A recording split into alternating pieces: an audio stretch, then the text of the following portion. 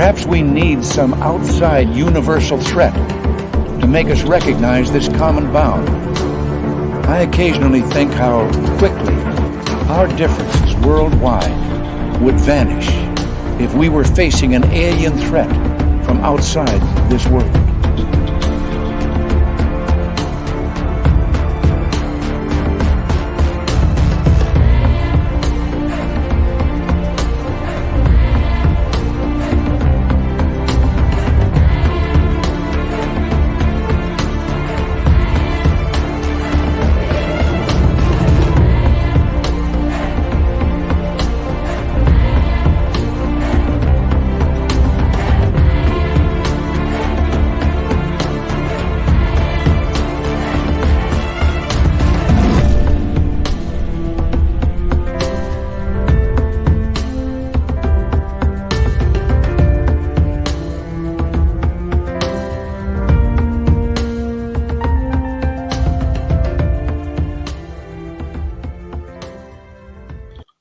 Good evening, everybody, and welcome to Spaced Out Radio tonight. Start out with a big thank you from Maestro's Classic, a new beard oil that has decided to send me a bunch of stuff. I got a nice t-shirt here. I got this great hat. I got some stickers. I got some beard oil upstairs.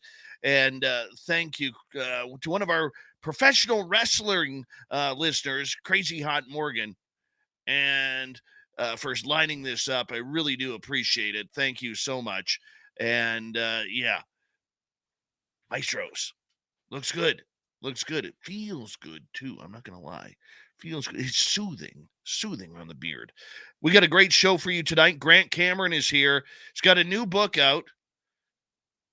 It's about John Lennon and UFOs and music and paranormal. We'll get to that later on. But first, it will be about threats and the threat narrative. Are UFOs a threat, or is this all just a bunch of hogwash? We'll find out with Grant in just a few moments. Let's say hello to everyone in our chat room tonight. And who do we got here? We have, oh, look at that. Race fan in the gold medal position. Michael Morris taking home the silver. Penny Van with the bronze medal tonight. And, Raz with the silver and Penny Van with the bronze medal tonight. So congratulations to all you three. Michael Morris, how you doing? Human Carl, a great veteran who listens to this show. Thank you for your service, Human Carl. Lisa C., how are you? John Hinoyosa, Maggie M10, Brown Dwarf, Dutch Hank, Rui from Portugal. Good to have you all here. Hi, Nikki in Seattle. How are you? Robert Lamoth, nice to see you. Jessica S., thank you for joining us. As we continue on with roll call, there's Hip Hop Sec Ops. Hip Hop will be signing autographs after the show. Light up to the left of the studio, if you don't mind, to the left of the studio. W. David Page, Crystal J, good to have you here. Chill Farm, how you doing? Doug Shelby is here. The Doug Shelby, who's all excited about Grant frickin' Cameron coming on this show. Absolutely. He's a legend. He's a legend. He is. And he's shaking his head at me right now. Samantha, how are you? Nice to see you. And Judy of Gall and Dirty Filth, Be the Arrow. Asteroid, how you doing? Asteroid will be signing autographs after the show as well. Line up to the right of the studio, if you don't mind. To the right of the studio. Obi Flett, good to see you. Just Sam, welcome to SOR Chat. Brad Ford and the amazing Kira, how are you? Good to have you back. I hope you're feeling better.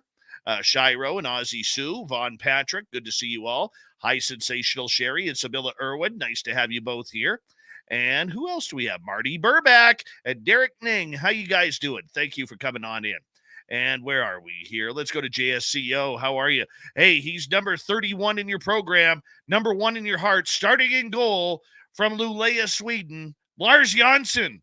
There he is. He's got a quick glove hand from what I hear on the scouting report. Pink Volo, nice to see you. Hi, lovely Jenny. How are you? Troy SR71, good to see you. Sandy B, welcome to SOR Chat. Lil Kilroy, welcome to SOR Chat. The Mac Geek, good to have you back. Pam Harris, nice to see you. And Thurston Howell III, how's Lovey? Lily Pond, Joan Dillon, it's been a while. Good to have you here. And John Gonzalez, welcome. And Glenn John McEnroe, the pride of Wimbledon. Let's start up radio side here. Good to have you back, Glenn. And we had to open up the radio side for Bill WD-40 to enter the Spreaker rooms to lube us up for tonight's show.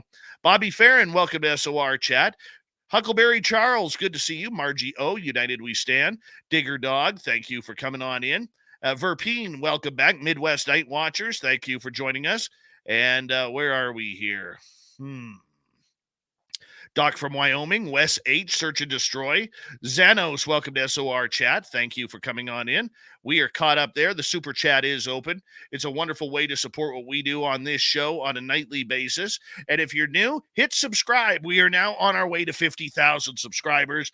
We just hit 20,000 last night. So if you haven't hit subscribe and rang that bell yet, we are here 7 days a week for your listening ears, and that's where we love to be.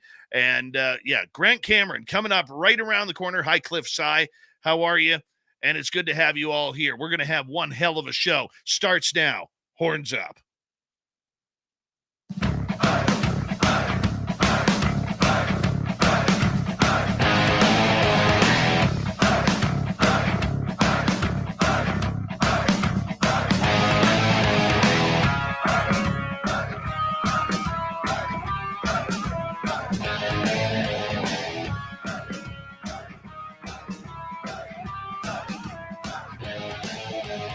From the mountains of central British Columbia to you listening around the world, this, my friends, is Spaced Out Radio. I am your host, Dave Scott, sitting in the captain's chair of SOR headquarters. We welcome you to tonight's show on our terrestrial affiliates around North America, digitally on Odyssey Radio, TalkStream Live, and KPNL. All of our archives are free. Join us at youtube.com/Spaced Out Radio. Do old Davey the favor, hit that subscribe button.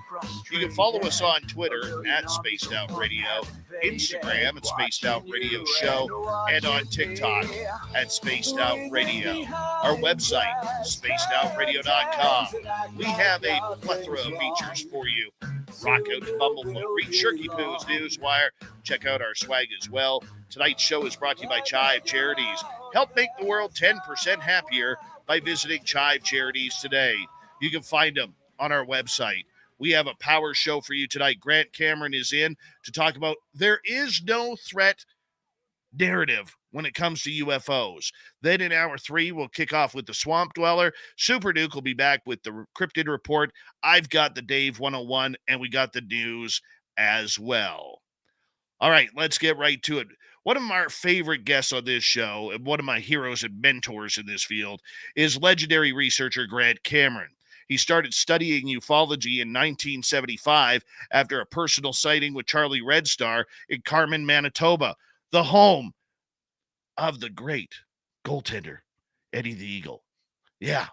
In the past few years, Grant has turned his research and interest into different involvements, from music to orbs, and of course, his legendary work with the presidents of the United States and what they know about UFOs and UFO craft and crash retrievals, aliens, you name it.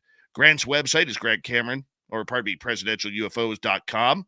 And you can find all of his books on Amazon. Let's bring the legend in right now. There he is, the man, the myth, and the legend all wrapped into one, Mr. Grant Cameron. It is always a pleasure to have you here on Spaced Out Radio. How you doing, my friend? I'm doing fine, Dave. Thank you very much. At my age, I'm happy to be anywhere and doing anything. Oh, come on. You're not that old. You're not that old. Yeah, you got to see the Jets win the Stanley Cup before that happens. There you go. We're doing pretty good, eh? Not too bad. I tell you, that just proves there's a God. It would take my Canucks and Oilers combined to pass the Jets. I don't understand what's with my Oilers, man. I don't understand what's with them. I mean, we got the two of the best hockey players in the world, in Draisaitl and McDavid, and we've got a great set of defensemen. And I don't believe it. I can't believe we are. I think it would still be worth. Wouldn't you say it's still worth the price of admission to watch McDavid play? Oh my goodness, that guy's unreal. You know what, Grant? I'll tell you a Gretzky story here. In the old Pacific Coliseum in Vancouver, when the boards were, aren't what they are today. They weren't as forgiving, but there used to be a little opening between the glass. Oh yeah. And the boards. So during warm up, I'm watching, I'm at the end of a line, and I'm like 7 years old, and I'm watching all the players, 8 years old, and I'm watching all the players do warm up because I love Gretzky, I love Edmonton, and I'm like, oh my God, there's Yari Curry, and there's Glenn Anderson, and Mark Messier, and Kevin Lowe, and all these guys that I just idolized. And Gretzky all of a sudden drops his gloves and starts signing autographs, taking the programs from Wow. underneath the glass. I was the last one, and he skated away from me. Oh He no. didn't even Oh, he didn't shoot. see me. I was just heartbroken. Oh shoot. But he scored Wow. 3 goals. He scored 3 goals that night. So that's all that really matters. Hey, we could make this a hockey show very Yeah, easily. the Americans are wondering what the heck are they talking about here? Yeah. Well, you know what? You know what we're gonna do one night, honestly, and I do plan on doing this. I want to bring you on, and I'm gonna bring David Politis on, and we're just gonna have a hockey chat. There you go. That's what we're gonna do. That's what Yeah. we're gonna do. Grant, you have been at the forefront of so much research over the years, and the one thing I've always admired about you is you let the path go to where it needs to go before you move on to the next section. You have taken a lot of criticism over the years from other ufologists and people who follow you. Why does Grant do that? Has he gone crazy? Yeah. Why is he following orbs? Why is he talking to people who claim to have flown the craft? Why have you chosen your research to go down all of these different paths to investigate? Well, all these things are just things that synchronistically happen to me, and you just sort of go with it, where you sort of figure like, this is the way you got to go. Like I had the 2012 experience with the consciousness, which I keep telling people that unless you've had one of these download experiences, you simply cannot understand what it is. It comes with this absolute certainty. And I remember I was listening to an interview that Gary Nolan had done a couple of days ago, and he talked about this, about the intuition and knowing that it's right. And that's the hardest part for people to explain is where you absolutely know this. There's no questioning this. This is the way it works. And I've had 2 of those experiences in my life. I had the one in 2012. And I'll give you the idea how the book for Sky Pilot started. And that was that in 2013, I was giving a lecture to the MUFON group, which is one of the biggest MUFON groups in the United States in Phoenix. And Stacy Wright runs it. And she said, "Oh, are you still going to talk to Pam Dupuis?" And I said, "Yeah, I guess so." I had no idea what she's talking about. And I figured I must have agreed to talk to this woman. And what happened was she said, "Okay, Stacy, Pam Dupuis coming to my house on Monday. You can chat with her." And so Pam Dupuis comes to the house, and then Pam says, "So what did Stacy tell you about me?" And I said, "I don't know. I'm supposed to talk to you. That's all." And she comes in and she starts, "I was abducted and I remote viewed for the government and this and that." And you've heard all this sort of stuff. And she's talking away. And this is like almost 40 years into my career. And then she says at one point, she's in her 70s. And then at one point she says to me, "Oh, and I was flying the craft last night." And I went, "You were what?" I was ready to throw her out of the house. I could not believe she had said it. It was like, come on. I mean, you think I'm that stupid? I'm going to believe they let you fly the craft. I was thinking, Saudi Arabian women at that point, they weren't allowed at that point, they weren't allowed to drive a car unless there was a man inside the car. And I couldn't believe it. I said, "They let you fly the craft." And she said, "Well, yeah, I flew the craft." And I said, "They let you fly the flying saucer?" I was horrified. And then she said, "Yeah, I've flown 3 different models." And I go, "Oh, yeah." I said, "So how do you fly a flying saucer?" She says, "Oh, you do it with your mind." And as soon as she said that, I realized, oh, that's what it is. And what happened was, you will not find these witnesses on the internet. You'll find the odd one. I think David Jacobs had one that he referenced in a lecture. And he thought it was a test, that this woman was being given a test. They were just sort of playing with her. But you won't find this. These people started coming to me almost synchronistically. They would appear to me. And even at the very end, when we did the book, we got the book all ready. And then suddenly I'm talking to Desta, and she said, "Oh yeah, I was flying the craft too." And I said, "You too? You were flying the craft too? Come on." And I said, "Yeah." And she said, "Well, I told you that, and you didn't listen to me." And I said, "You did tell me that?" And she said, "Yeah, I told you that." And I said, "Well, we got it in the book. We're going to put it in the book. Come on." And that was like at the very end, she had told me this. And it was just like these people were coming, like Chris Bledsoe. I'm talking to him about something else. And then suddenly he mentions he's flying the craft. And I said, "You flew the craft too?" And he said, "Yeah." And I said, "Well, hang on. Don't tell me anything. I want to phone you up on Skype, and I want to record the whole thing. And don't say anything." And basically what it was these people just came to one after another. And the only thing that was really on the internet was the Free Foundation, which was the big group that Edgar Mitchell and Ray Hernandez and all these people, they had 3,000 experiencers, and they questioned these people, and they asked them 650 questions and all these very bizarre questions. And one of the questions was, have you ever flown the craft? And 14% of the people who answered the question said yes. So I actually went to Free and I said, hey, I've got these people are flying the craft. They said 14% of the people said in the survey, can we send out another survey, a secondary survey to these people who've flown the craft and ask them what's going on? And what I was told was, well, people see lots of stuff on the craft, when they're on there. And I said, well, yeah, then you see lots of stuff on the craft. But when they start flying the thing, don't you think we should be talking to them? Because that's what everybody wants. So how do they get here? What's the propulsion system? And you have these people who are all basically telling you exactly what's going on and how it works. And Gary Nolan says 1 case is anecdotal, 2 cases is evidence, and I say 36 cases needs to be explored, no matter what your impression is. I mean, this is what Jacques Vallée used to call absurd. This is an absolutely absurd question. This is not something you're going to make up if you're going to make up a story that you're on board a craft. Oh, they let me fly the craft. Yeah, sure they did. And so I had these 36 people, and I just thought this was so significant. In fact, I think it's maybe the most important book I've ever written, because it basically gets down to this confirmation of my 2012 consciousness download. That's what it describes. It basically says consciousness is fundamental. If you take a look at this and you believe that these people are actually telling the story, that's what they're saying. They're saying it's all telepathic. All the conversations are telepathic, and they'll say that there's actually sort of a weird kind of a spiritual component, which I heard Jim Semivan talk about yesterday, and I never caught on. A number of the people would say, when I'm standing on the ship, I just appear on the ship, and I'm standing there, and there's beings or there's humans behind me. I can't tell whether it's human beings or aliens behind me, and they tell me what to do.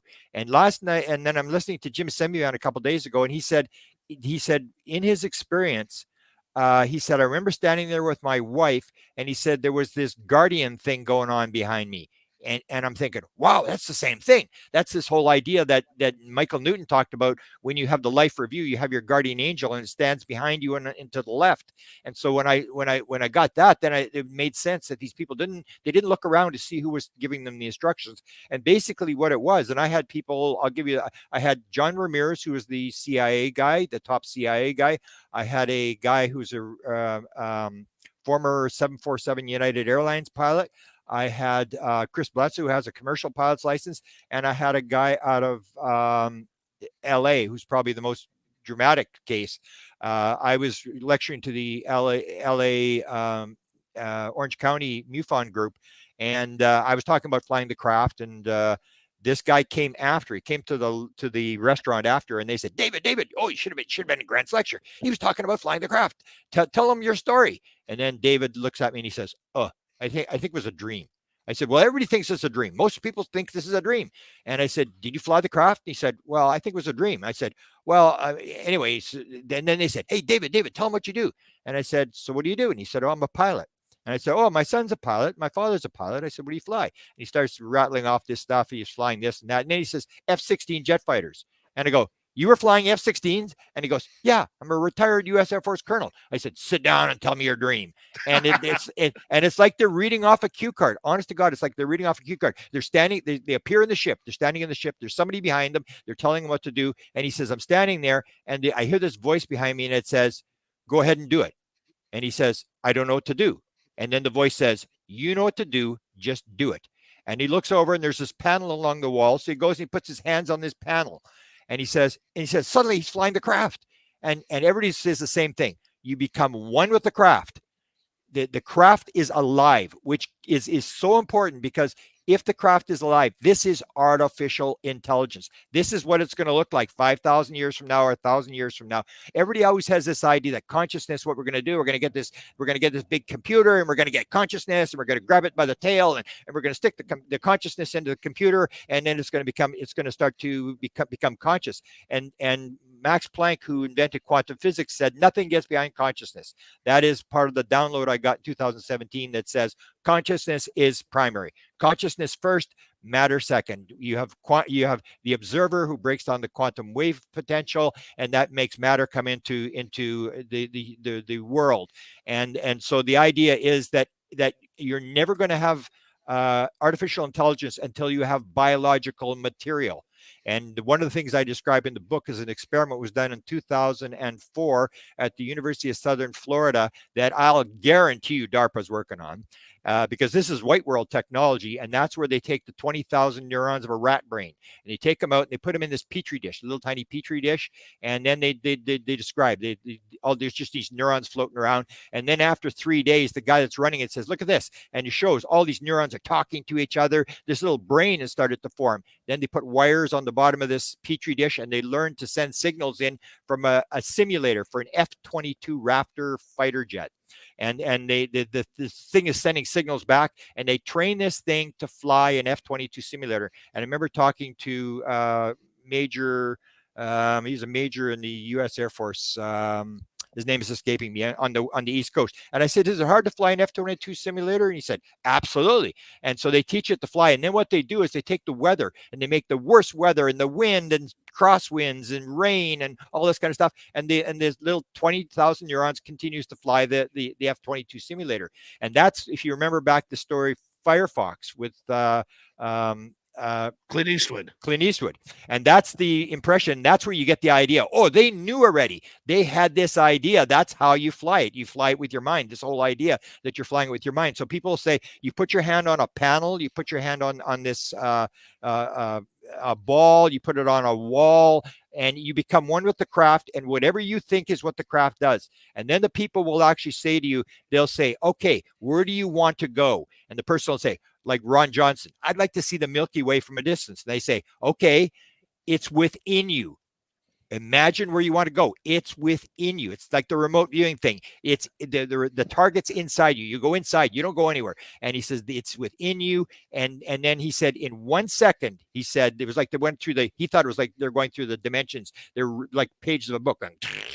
And he's going through in 1 second. He said he looked out the window and there was the Milky Way in the distance. And that simply is what Gary Nolan says. When you're looking at stuff, you want to see the 5% anomalies. You want to see the stuff that's outside the bell curve. And you want to say, why does this work? You want to look at the anomalies. And this is an anomaly. If the physical world was what people say it is, this wouldn't have happened. If this story is true, and Ron Johnson is a very truthful guy, he told me this story, and that is true. There's something seriously wrong with our idea of time and space. If you can go 50,000 light years in 1 second, and so this U.S. Air Force colonel told me, he says, I'm got my hands on the panel. I'm flying it. He said it's like suction cups on an F-16, whatever that means. And he says, I'm flying this thing. And he says, I can't believe it. I'm flying this craft. And he says, it's doing whatever I'm thinking to do. And then he says, I take one hand off the panel, and he's waiting for the thing to stall, and he's going to put his hand back down. And then it does a stall. And then he takes his other hand off the panel by about 1 inch. He's ready to slam it back down, and nothing happens. He's got his hands off the panel, and he's flying this craft. And everybody describes the same thing. Whereas they describe that once you touch the panel, you can suddenly see in 360 degrees. And that, if you've ever talked to people who do OBEs, will tell you, as soon as they get out of their body, they can see into 360 degrees. And you start seeing these crossovers, this consciousness thing, that these people are able to do this. And I'll guarantee you that DARPA's working on it, and it'll go to, and you can ask a question after this. So you take a look at the Wilson leak document. In the Wilson leak document, it says, we have a craft and we think it'll fly. Now they have this intact craft and they think it'll fly. So what does that mean? It means they got an intact craft and they can't fly it. Why can't they fly it? Because it needs a consciousness interface. It needs your little thumbprint on the iPhone to make it turn on. It's the whole idea, and they don't have the consciousness interface. They can't turn the thing on, even though they've got the entire craft. So this consciousness thing, you got 36 people, and it's like you're just reading off a cue card. In there, the person behind it tells them to touch the ball, whatever. They become one with the craft. The craft is alive. They can actually give the craft a name. They're talking to the craft. They can go wherever they want instantaneously, and it's all consciousness. It's all driven by the mind. And everybody says exactly the same thing. All women and high-level CIA people, all basically like as if they're reading off a cue card, saying exactly the same thing. Brent, I met a 12-year-old girl who flew the craft on my paranormal tour. Yeah. And, like she said, she didn't know how she did it, but these little gray dudes put her in the seat. And the next thing she knew, everywhere she wanted to go, she Yeah. could go.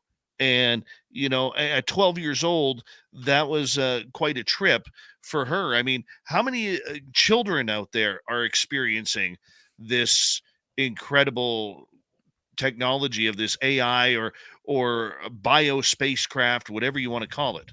Okay, well, I didn't have in the book. I don't have any of those, but I do describe the fact that Pam Dupuis and a guy who used to help run the MUFON group in Phoenix both told me the same story. That they remember as children being in a circle, and they were in this circle with all these kids. They could see all these kids, and they could see some sort of being. They couldn't see from the waist up. They weren't allowed to look up. But what they were doing is they were teaching these kids to levitate balls. And there was 3 different colors of balls. And one was very hard to levitate. One was sort of medium. One was very easy to levitate. And they were being trained to levitate these balls. The same as you get this whole thing where Jim Semivan is talking about this thing that MILABs may be an overlay, that we're being given this thing that MILABs are actually them playing this game, that this is military when it's actually not. And what they're describing, I talked to 2 that told me the same story. They were both in the same MILAB experience, and they talked about being taken on board, and they were being told to levitate. One of them is Melinda Leslie, because it's pretty funny, because the first lady told me that she had done it, and they were told to levitate this ball, this little egg, in through a hoop that was above the table. And she said that she did it. And then Melinda came in, and she said, I could hear Melinda inside the room. And Melinda says, are you kidding me? I haven't slept for 2 days. You think I'm going to levitate that thing? You got another thing coming. Melinda's yelling at him. And they said they could actually see the people's names. And the key thing was that Melinda tells this story that they're brought in and they're given pieces of the craft. And if they can make this thing work, whatever the piece of the craft is, the person will say, oh, we got another one, which is another experience. This is another one can turn the craft on. And so the question is this actually military doing this? Because it appears everybody that I've talked to, all the high level people, they seem to indicate we have jump room technology, but we cannot turn the craft on. We don't understand. Jim, you have Tom DeLong talking about the fact that the head scientist at Lockheed Skunk Works asked him how it worked. And at that point, he was hanging out with Greer. So he said, oh, I think consciousness is involved. This is 2015. And the head scientist said, now you're talking. And he said, that's all the guy wanted to talk about for 45 minutes. So all these guys like Semivan, Valet, all these guys will can confirm the fact that consciousness is involved, but that we can't do it. Or you have this thing, the other bizarre thing that happens with these experiences is they'll say that when they go inside the craft, it's way bigger on the inside than it is outside. And remember Hal Puthoff saying, boy, that's something I'd like to figure out. Even Len Stringfield had a case from 1973. And I just learned about this one a couple of days ago, where a photographer's flown in from Hawaii to Norton Air Force Base. He's taken 2 hours away to a hangar. And inside this hangar, there's this craft inside a netting hanging from a crane. And they go inside, and his job is to film the panels. So, and the panels, I actually have Chris Brazzo in the book. I have him draw the panels and with the different symbols on the panels. And this guy's job was to film these panels with the symbols on the panels. And he said he went in and he said you could take a football and you could throw it as hard as you want in any direction and not hit a wall. And I had one guy from New Zealand told me, I was in, he said, I looked one way, I couldn't see the end of the craft. I looked the other way and I couldn't see the end of the craft, which goes back to Pam Dupuis when she first told me this story about flying the craft. And then she doubled it up with saying, oh yeah, they have crafts that can make them as big as they want on the inside. And they have crafts as big as the solar system. The thing is, it can be the size of a rock. So the whole thing is, it can look like a rock on the outside, and it can be the biggest size of a solar system on the inside. And anybody that tells me they got the technology to make the craft like Terry Lovelace said, he went inside, it was the size of a football stadium on the inside of this thing. And that's the whole deal is that there's no way we have this technology. No way. It's way beyond what we're capable of doing. All right, Grant Cameron will be with us for another 90 minutes here on Spaced Out Radio. And when we return from our break here at the bottom of the hour, we're going to talk about the threat narrative. So much we've heard the last 5 years about UFOs being a threat. What if other countries are having differing opinions. We're going to find out all about this with the legendary Grant Cameron when we return on Spaced Out Radio. Stay tuned.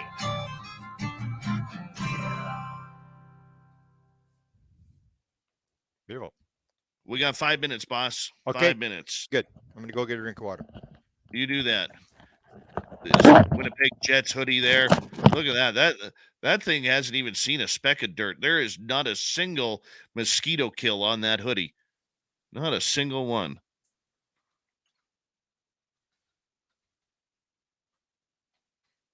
All right, let's see who's here who I haven't said hello to yet. All right. Let's see. Hi, Sandra. Hi, Sandra. Hi, Sandra. Hadley, how are you? And who else do we have here?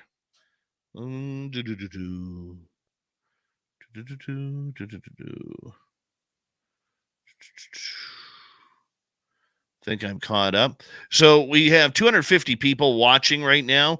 If this is your first time in our chat room or watching us, please, Apex, how are you? Please do us a favor, hit that subscribe button, ring that bell. We are pushing towards 50,000 subscribers. We're just under 30,000 away. Yeah, 30,000. Ed Clater, how you doing? But we are here 7 days a week for your entertainment. So the reason why we do take breaks here, guys, just so you know, is we have to time everything out with our radio stations who cover this show. And so at the top and bottom of the hour, there will be breaks. I know you're not used to it, but we're not a podcast. We're not just a regular YouTube channel. We try and combine all three. So sometimes we're successful, sometimes we're not. But the main thing is we have fun through it all right now. So let's say hello here to Blue Cruz. Welcome in. And Susie B. Donovan Davies in the UK. Good morning to you. Welcome to SOR Chat. Crypto Renegade. Welcome to SOR Chat. Ed Clater. Good to have you back. Super Duke. Super Duke. Hey, Marty Burback. How are you, man? Good to see you. All right. Badass Billy Gunn. One half of the New Age Outlaws right there. Want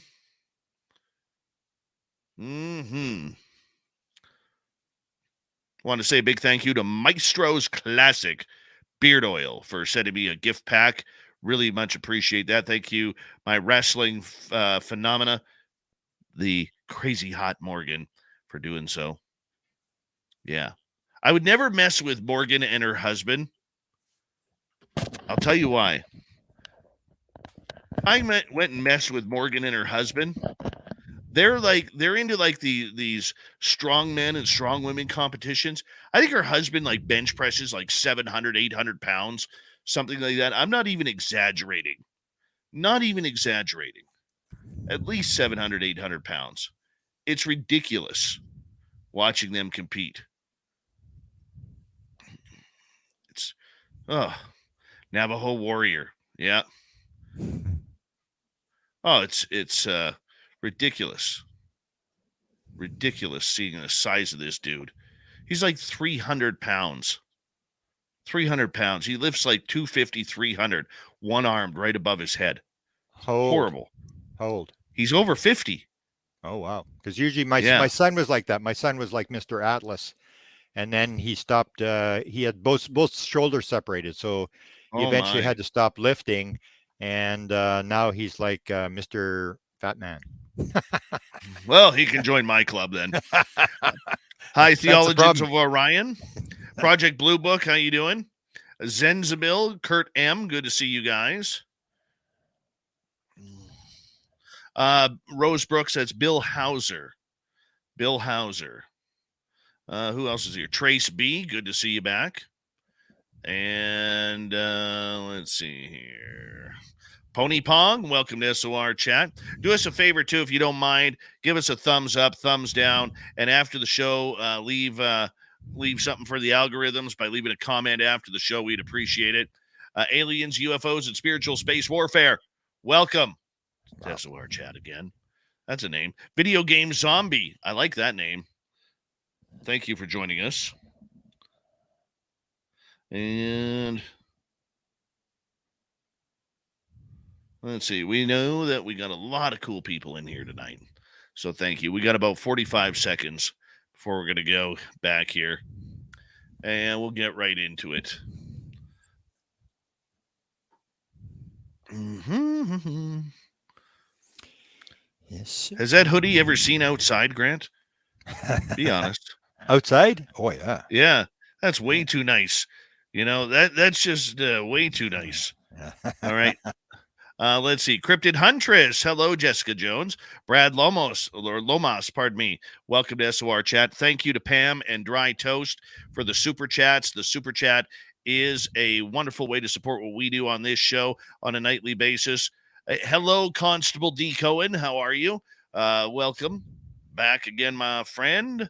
And I think we are caught up. Here we go, everyone.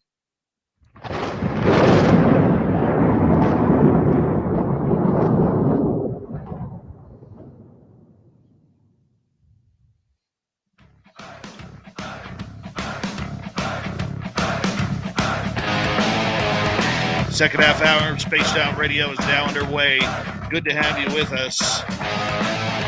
My name is Dave Scott. Very much appreciate earning your listening ears. I want to remind you that if you missed portions of this show or others, check out our free archives at youtube.com/Spaced Out Radio. Do old Davey the favor. Hit that subscribe button. Our website is spacedoutradio.com. We have a plethora of features for you, including rocking out to Bumblefoot, reading Shirky Poo's Newswire.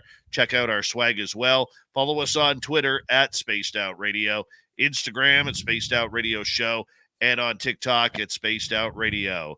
Legendary researcher, author, and man with aliens in his blood, Grant Cameron is here tonight on Spaced Out Radio. We're going to hit the main topic of the night tonight right now, Grant, because there is a number of stories going on, and we've heard it literally since the beginning of the To the Stars Academy in 2017 about this threat narrative of UFOs, UAP, whatever the hell you want to call them. We're going to call them UFOs around here because that's what people know, Right and on. that's what people like. Right on. Okay?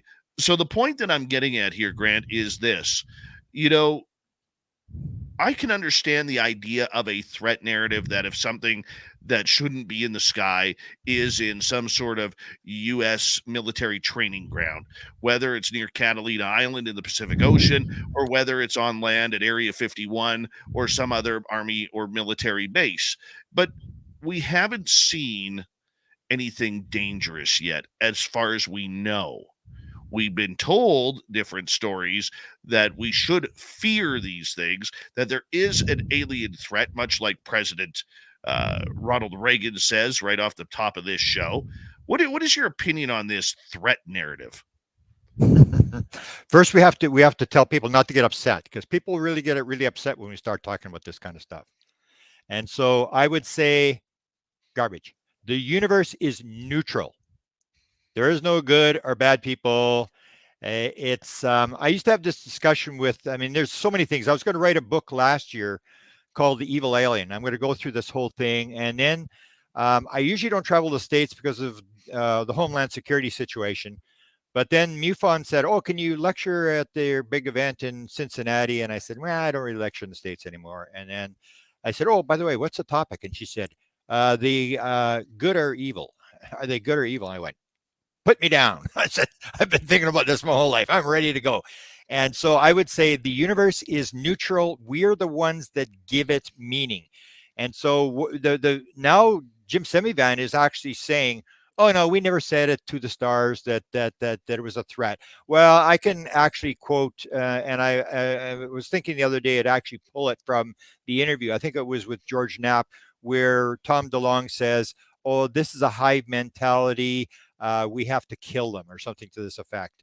And so they were pushing this threat narrative, and I call it the in the United States, it's the national insecurity complex, where the more insecure you become, the more weapons you need, the more locks you need on your door. And so the U.S. military, you'll have Lou Elizondo say, well, we're only looking at it could be a potential threat. Well, in terms of that, anything could be a potential threat to the U.S. military. If it's going to get a budget that we'll make that into a threat. And he says, well, what about you have footprints going through your living room?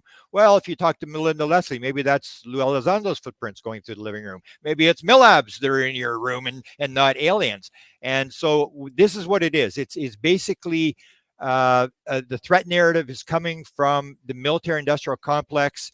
And they'll even say, well, we know we don't really, we're not saying they're evil. We're just saying that there's a potential for evil and we have to identify this first. And what you do is you get the military to present this, because if you were to go in front of Congress, and they've tried to do this forever, I point out that during the Clinton administration, Leslie Kean, as you know, was good friends with John Podesta, and John wrote the foreword to her book. And in there, if you're going back there and look at her book, she says it's not a threat to the military. She says it's a threat to airline traffic. And I guess they tried to put this, Podesta tried to put this to Congress, and everybody just sort of laughed and went, yeah, right. Just like, get out of here. So what you have to do, it's like a business. You have to find a need and fill it.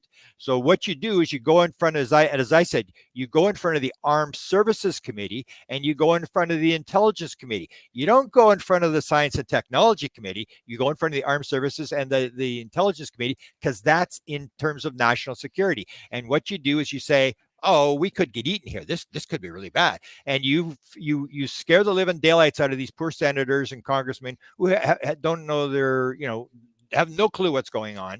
And of course they say, okay, how much money do you need? I mean, you build up this threat narrative and you put it out there. And if they don't have the threat narrative, everybody's going to go like, get out of here. We don't want to do this. This is a stupid subject. This is for crazy people with tinfoil hats, and we're not going to do this kind of stuff. So you have to build this threat narrative in order to do it. Because if you go in like what's happening in Canada, and that's how you and I got this discussion.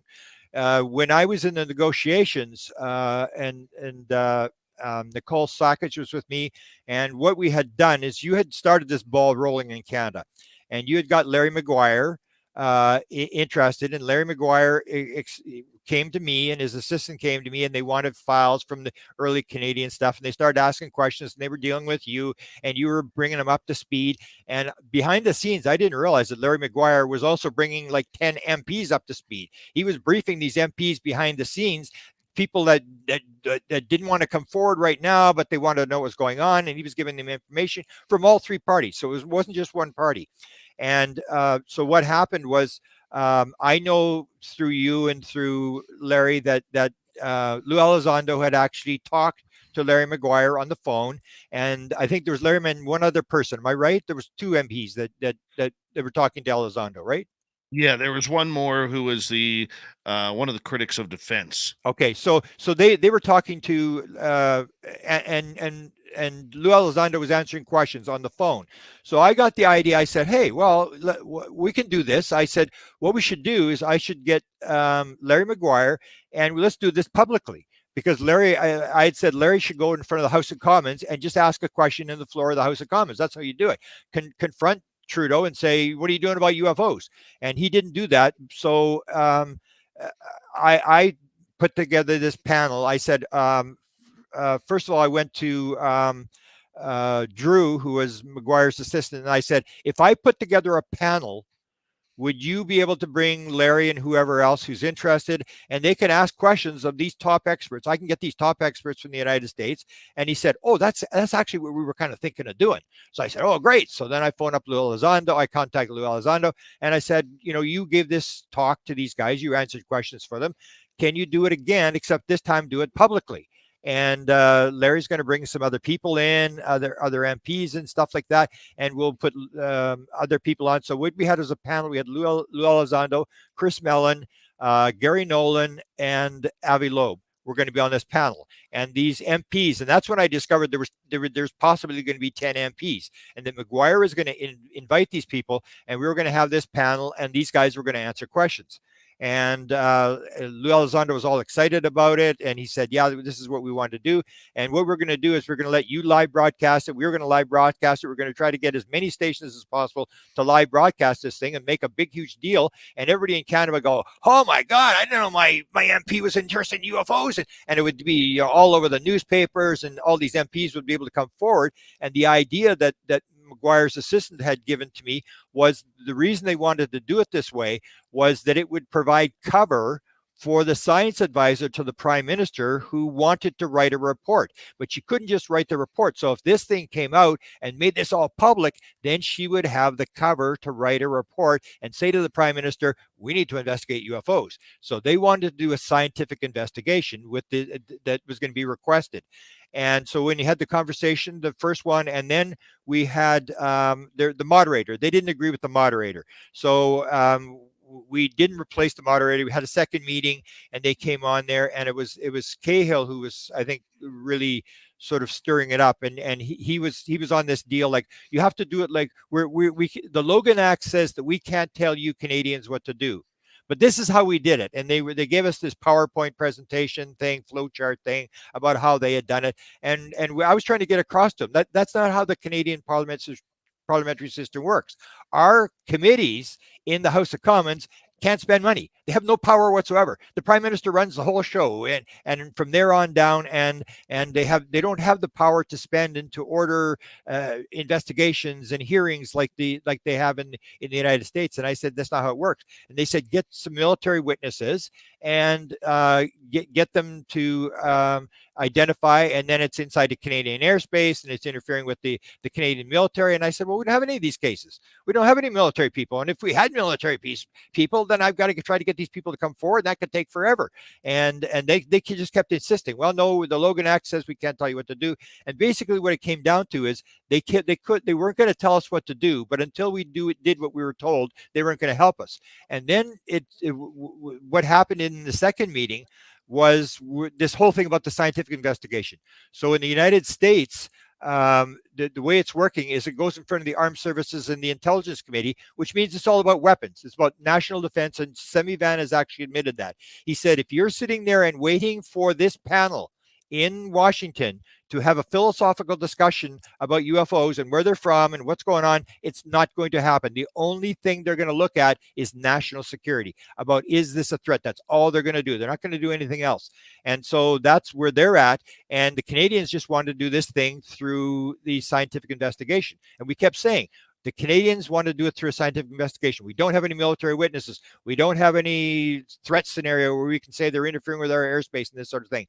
And it's that point that Chris Mellon said, that's the poison pill. I'm gone. And I was floored. And that was it. It all sort of fell apart. Lou was still excited. He said, well, let's have another meeting. And then Nicole was going to schedule another meeting. I said, no, we don't need another meeting. Let's just get the date. I said, August the 26th at 2:00. Who's against that? Nobody said anything. I said, okay, that's the date. And we set it. But Lou was ready to come back for a third meeting. He was all excited. And I think it was Cahill and Mellon who said this is the poison pill. So once we discussed the fact that it was going to be a scientific investigation and not a military threat investigation, he just said, no, we're not going there. And then we heard later through Sean Cahill that we were going to turn this thing into a spectacle. And damn right we were going to turn it into a spectacle. That was the whole point. And he said, we're not going to answer questions that people can look up on Google, which sort of means that if you've got an MP and he hasn't done anything on UFOs, and they go and this panel comes up, if this MP asks a stupid question, they're going to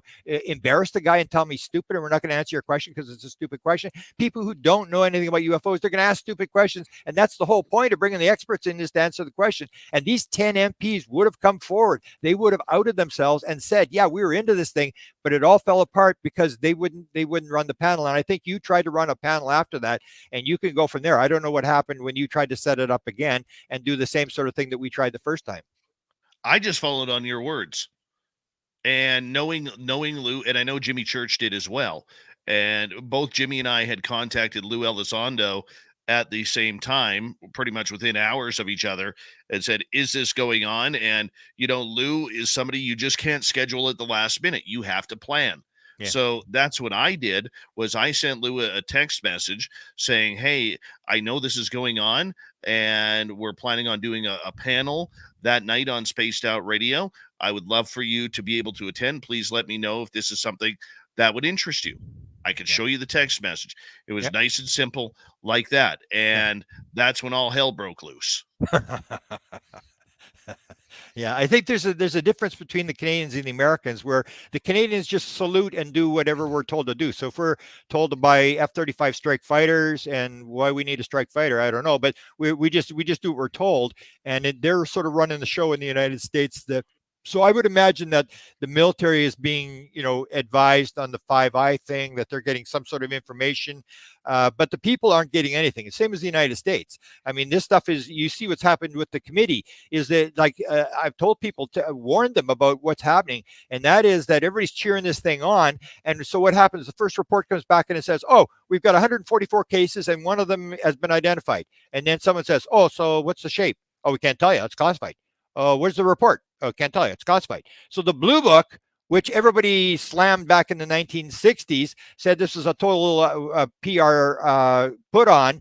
Actually, you had the sightings and you had the shapes. You don't even have that anymore. It's just going into this black hole, and everybody's going to provide all this information on these apps and stuff, and it's going to go in and they're going to do this sighting thing, and they're going to determine whether it's a threat to national security. And I'll guarantee you, they'll say, "Yeah, it's a threat to national security," because if you don't say it's a threat to national security, that's the end of the budget. It's game over. You have to keep going. And it's almost what Eisenhower warned in the 1950s. He said, "Beware the military-industrial congressional complex." And at the last minute, they took congressional out of the speech because they didn't want to offend Congress in the last speech of the president.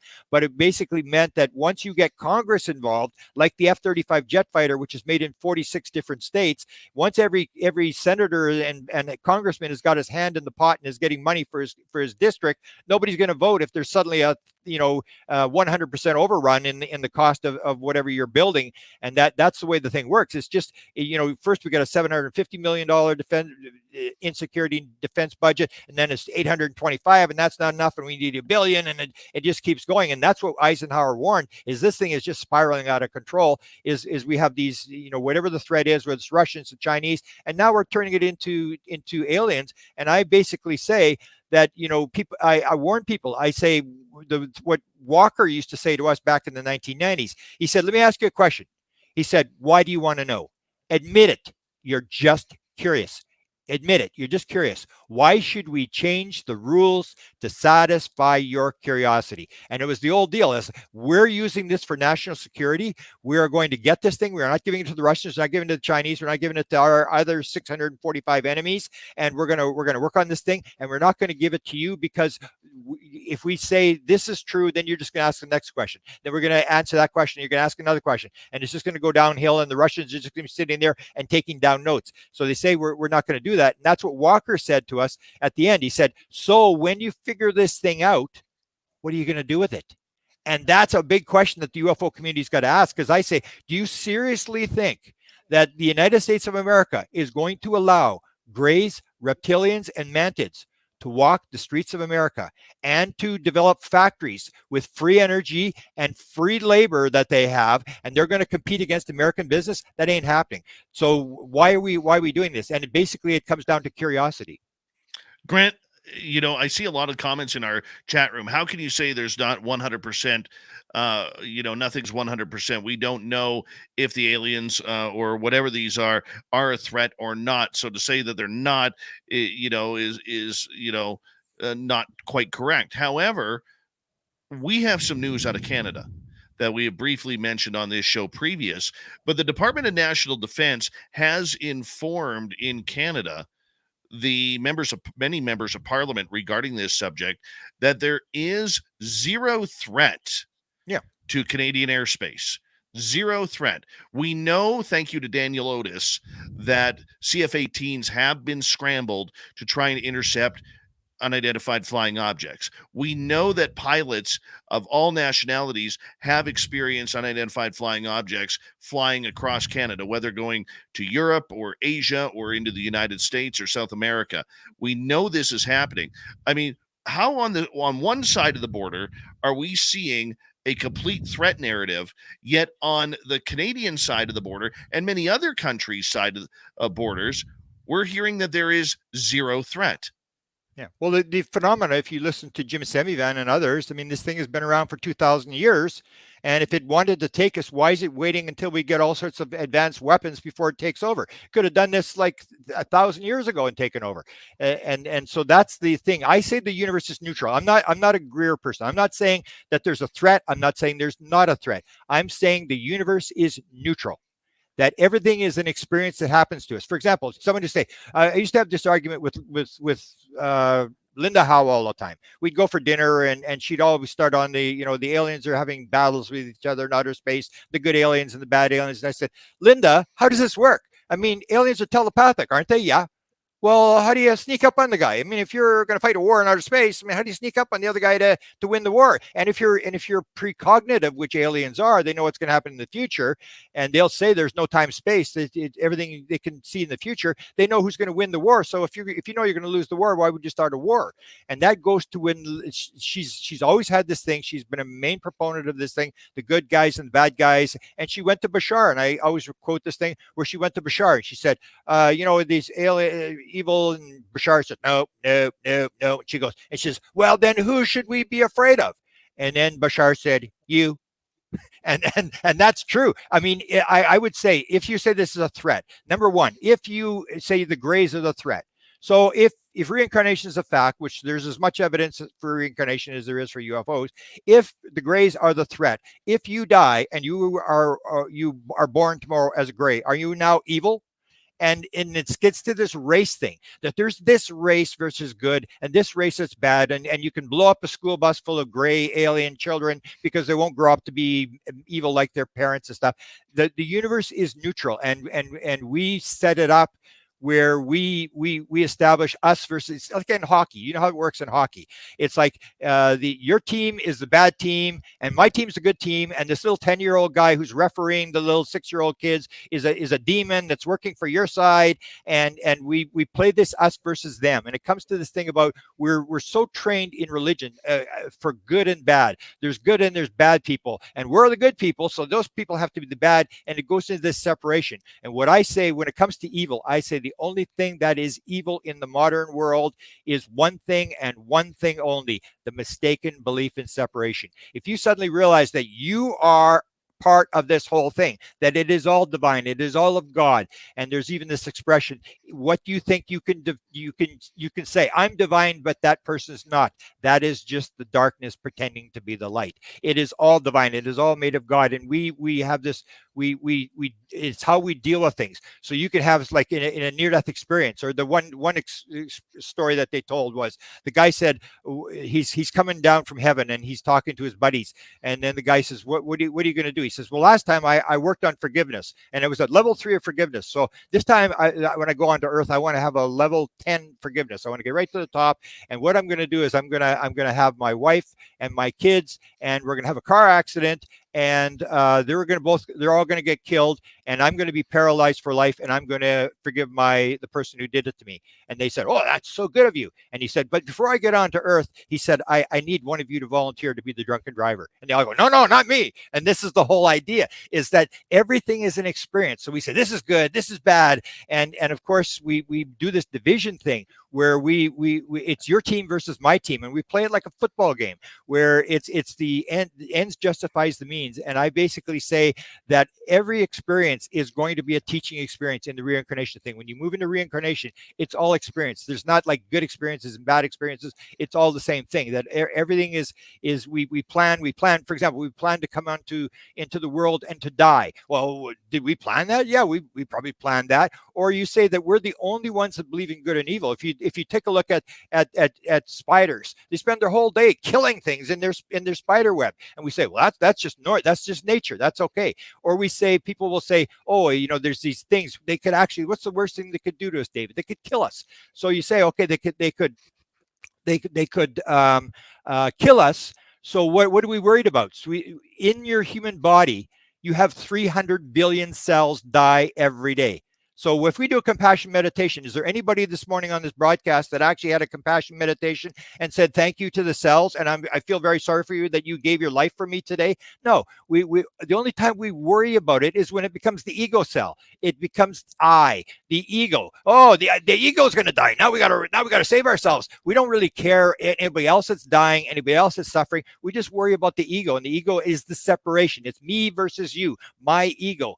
And when you realize that it's all one thing, you're part of the whole thing, and you could come back as one of these aliens. You could, you could come back as your worst enemy. And I always warn people, whatever it is that you really hate, whatever race it is you really hate, if you actually believe there's evil races that are evil right from the word go, be careful, because the next time around, that's probably what you're coming back to be.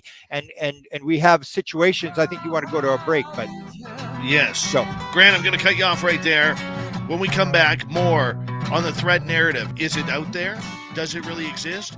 Is it a cash cow? Grant Cameron on Spaced Out Radio tonight. A huge audience listening to us online. Thank you so much for tuning us in. Hour 2 of Spaced Out Radio is next.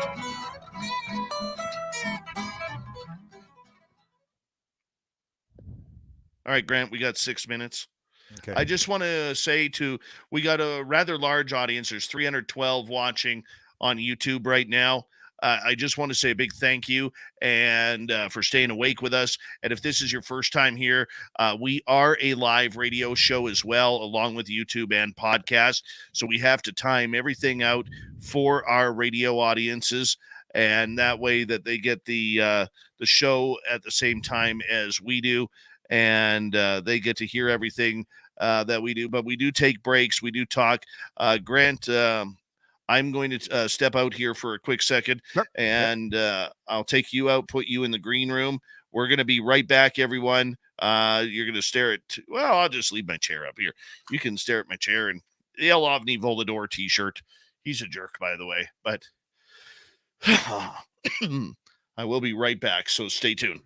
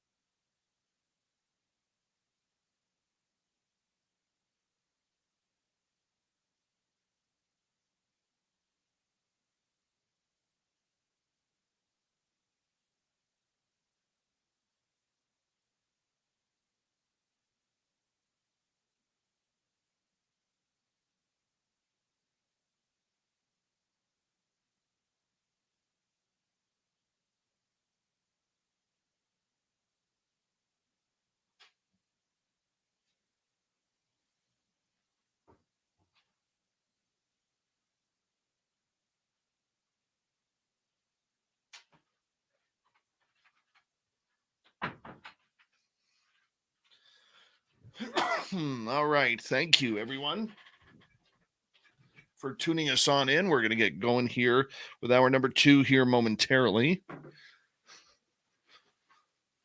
And Runa, welcome. Susan Goes, time traveling. How are you? Good to see you. We'll bring Grant back in because Grant's always full of happiness and joy. Yeah. Let's see here. Got a lot of people tuned in, man. Holy cow. You are a draw. People want to hear what you're saying, boss. Yeah.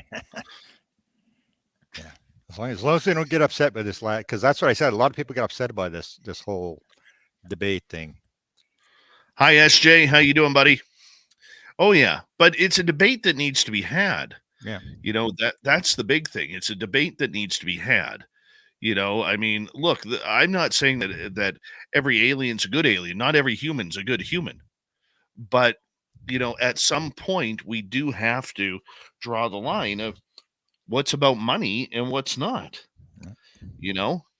And the public, I mean, especially the American public, that comes right out of their wallets. Yeah. And it's a vicious circle. It's just going to get worse. Oh, yeah. Oh, yeah. We do have a couple audience questions coming up here. Audience, we have about 45 seconds. I want to say a big thank you to our super chatters tonight. Dry Toast, Pam, Carl, or Human Carl, Red Panda. I will get to your question. Lori, D. Cohen, and Chris for the super chats. Thank you so much for the love and support. Thank you to everybody who has hit subscribe on our channel over the last few days, pushing us past 20,000 subscribers. We're on our way to 50,000 now. Thank you so much. And if you're new, give us a subscribe, ring the bell. We're here 7 days a week for you, and we love being here, and that's what we do. This is what we do each and every night on Spaced Out Radio. So thank you so much. Hi, Bad Cop. How you doing? We're going to get going in 3 seconds.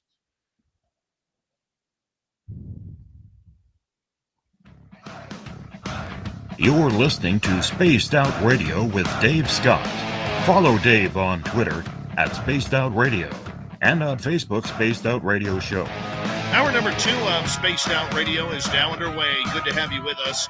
My name is Dave Scott. Very much appreciate earning your listening ears wherever you are on this beautiful planet we call Earth. Hello to everyone listening in on our terrestrial affiliates around North America, digitally on Odyssey Radio, TalkStream Live, at KPNL. All of our archives are free.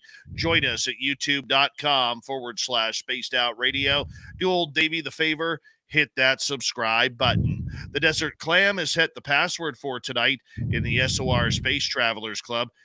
Echinacea. Echinacea is your password. Use it wisely, space travelers, as the Clam sets the password each and every night right here on Spaced Out Radio. Our website is spacedoutradio.com. We have a plethora of features for you. Rock out to Bumblefoot, read Shirky Poo's Newswire, check out our swag as well. Follow us on Twitter at Spaced Out Radio, Instagram at Spaced Out Radio Show, and on TikTok at Spaced Out Radio. We continue on with legendary researcher Grant Cameron, and we're talking about the threat narrative. Is there a threat or not when it comes to UFOs, their conversions into U.S. areas of military action, whether it's war, whether it's training grounds, and yet other countries like Canada are saying there is no threat to sovereign skies. Grant, thank you so much for joining us. Yeah, well, thanks for having me back. One other little thought I can maybe just add to sort of, because people probably still are wondering. Take World War II, end of World War II. Japanese were considered to be evil. Once the war was over, they started building cars. Now they're good guys. Did the evil evaporate? And when it came to the end of the war, we had the bombing missions. A lot of people may not remember this. They had the bombing missions by the 8th Air Force, which is the same group that recovered the Roswell craft. They did the fire bombings, which if people don't know what fire bombings are, they would drop and break the houses into little pieces in the center areas of Tokyo, all made out of wood, so the fire engines couldn't go around. Then they dropped the incendiary devices, created a 1500-degree heat and cremated people alive. People were jumping into boiling lakes and stuff like that. And we did this 900,000 people, and then we dropped the atomic bomb.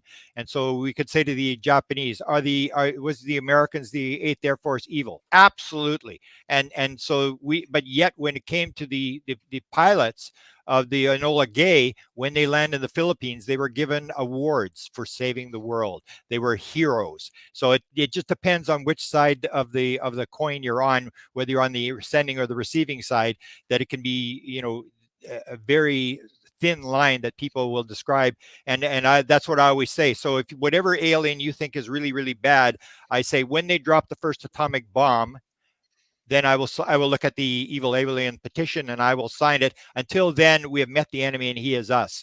That's what Bashar was saying. We have done more damage and killed more people and firebombed more people.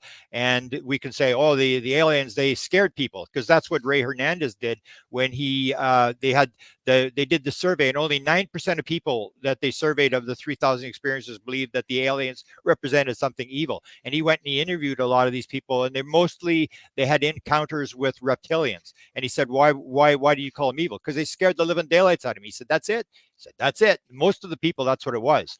And so we have a situation where everything is experience, and it's up to us that we go into an event. And so in grade 12, some people will think it's the greatest time of their life. Other people will commit suicide. It doesn't matter. Whatever experience, we can have a hurricane, and some of us will lie down and become victims, and others will rise up and help other people, and it'll be a very fulfilling experience. It's all things that happen to you.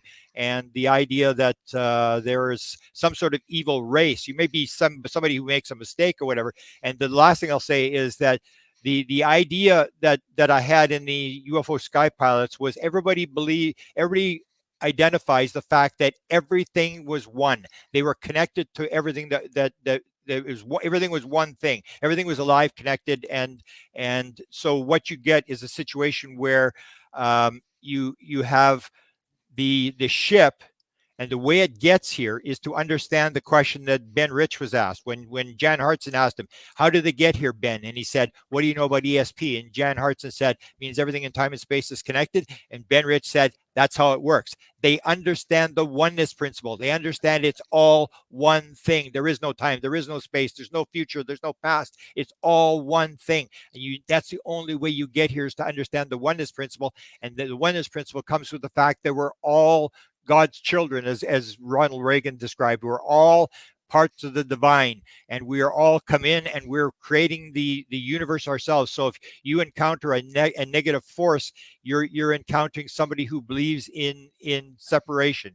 And that's where we go off the track in terms of evil, is that once you believe that you're separate from someone else and you're better than someone else, and you can steal that person's stuff and injure that person and kill that person, if you realize that person is part of you, to injure that person is to cut your arm off. All right, let's get to some audience questions here as we continue on with Spaced Out Radio tonight. Let's go to Chris Moe, who's in Austria. He's asking, could some dreams, Grant, be stored and being tapped into again in the field of consciousness? That's where we're going. My main effort right now is to look at what is nature, what is reality, and that's where you see this whole idea that the people on board the ship are told it is within you. Go within yourself, imagine. Same as Jesus was asked, where is the kingdom of heaven? And he said, it is you. You're going to search here, you're going to search there.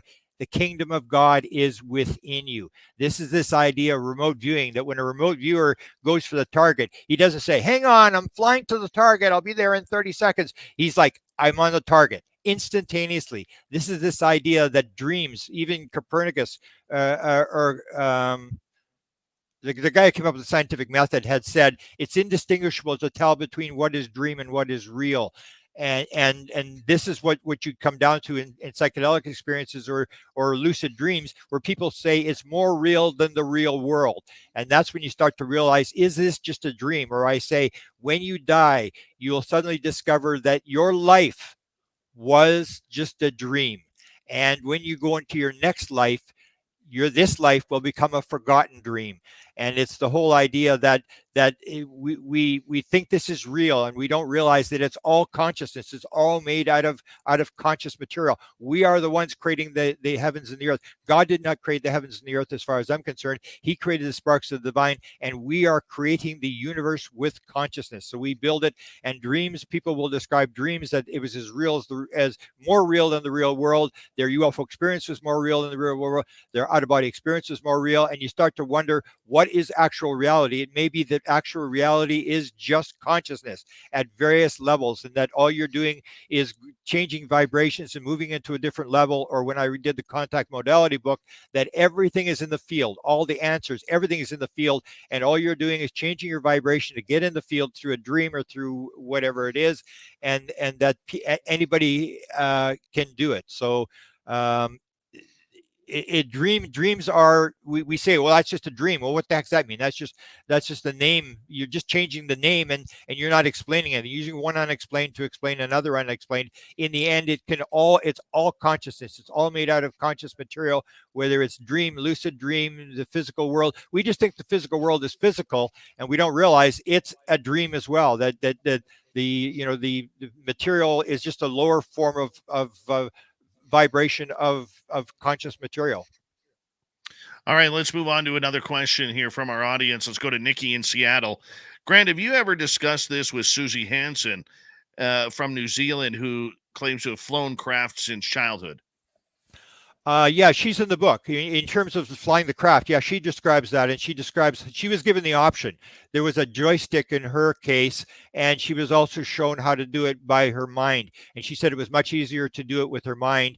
And she also describes the fact that they took her through the world, which is on her way back. She said she thought she was in the Western Hemisphere, and that she was really afraid. And they said, "Don't worry about it." And it was the same idea. They sort of changed the frequency they were on, the vibration they were on, and they went right through the middle of the earth and popped out in New Zealand where she was. So she describes things that fit into this whole idea of levels, the Michael Newton idea. And Michael Newton brings up the idea that if you believe in reincarnation and karma, that you say if you kill somebody in this lifetime, then in the next lifetime you'll get killed by somebody else. Well, somebody has to volunteer for that. Well, that's Michael Newton stuff, where everybody's playing a role, and we are not the actor on the stage. We are watching ourselves playing a role on the stage, and that it's all a play. It's all an act. And we start to believe that we are actually King Henry VIII, because we played King Henry VIII in high school. Now we're King Henry VIII. We aren't.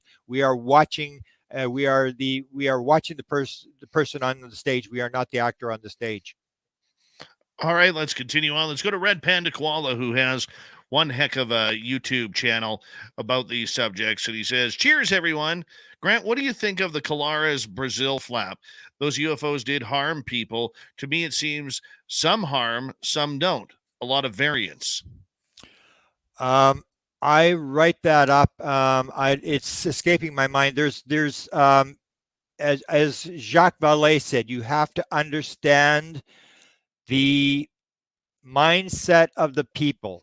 He said, you've got to realize that these people go to Roman Catholic services in the morning and they do Umbanda at night.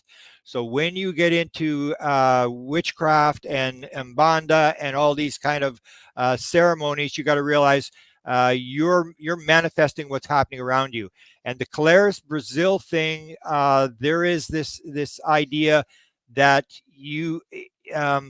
that the people that were doing the initial investigation at Colares got injured. But as soon as they turned it over to the army, nobody ever got injured again. And this comes to this idea of reflective. If you look at the Skinwalker Ranch, if you look at Brandon Fugel talks about the fact that the phenomena is reflective. So if you go on to Skinwalker Ranch with a bad attitude, get ready. You're about to have a bad experience. And that's what George Knapp said. Those who are the most aggressive to the phenomena at Skinwalker Ranch had the worst experiences. And I point out that when you take a look at the three guys that had the blue orbs. So, okay, the blue orbs, they're the meanies, the blue meanies.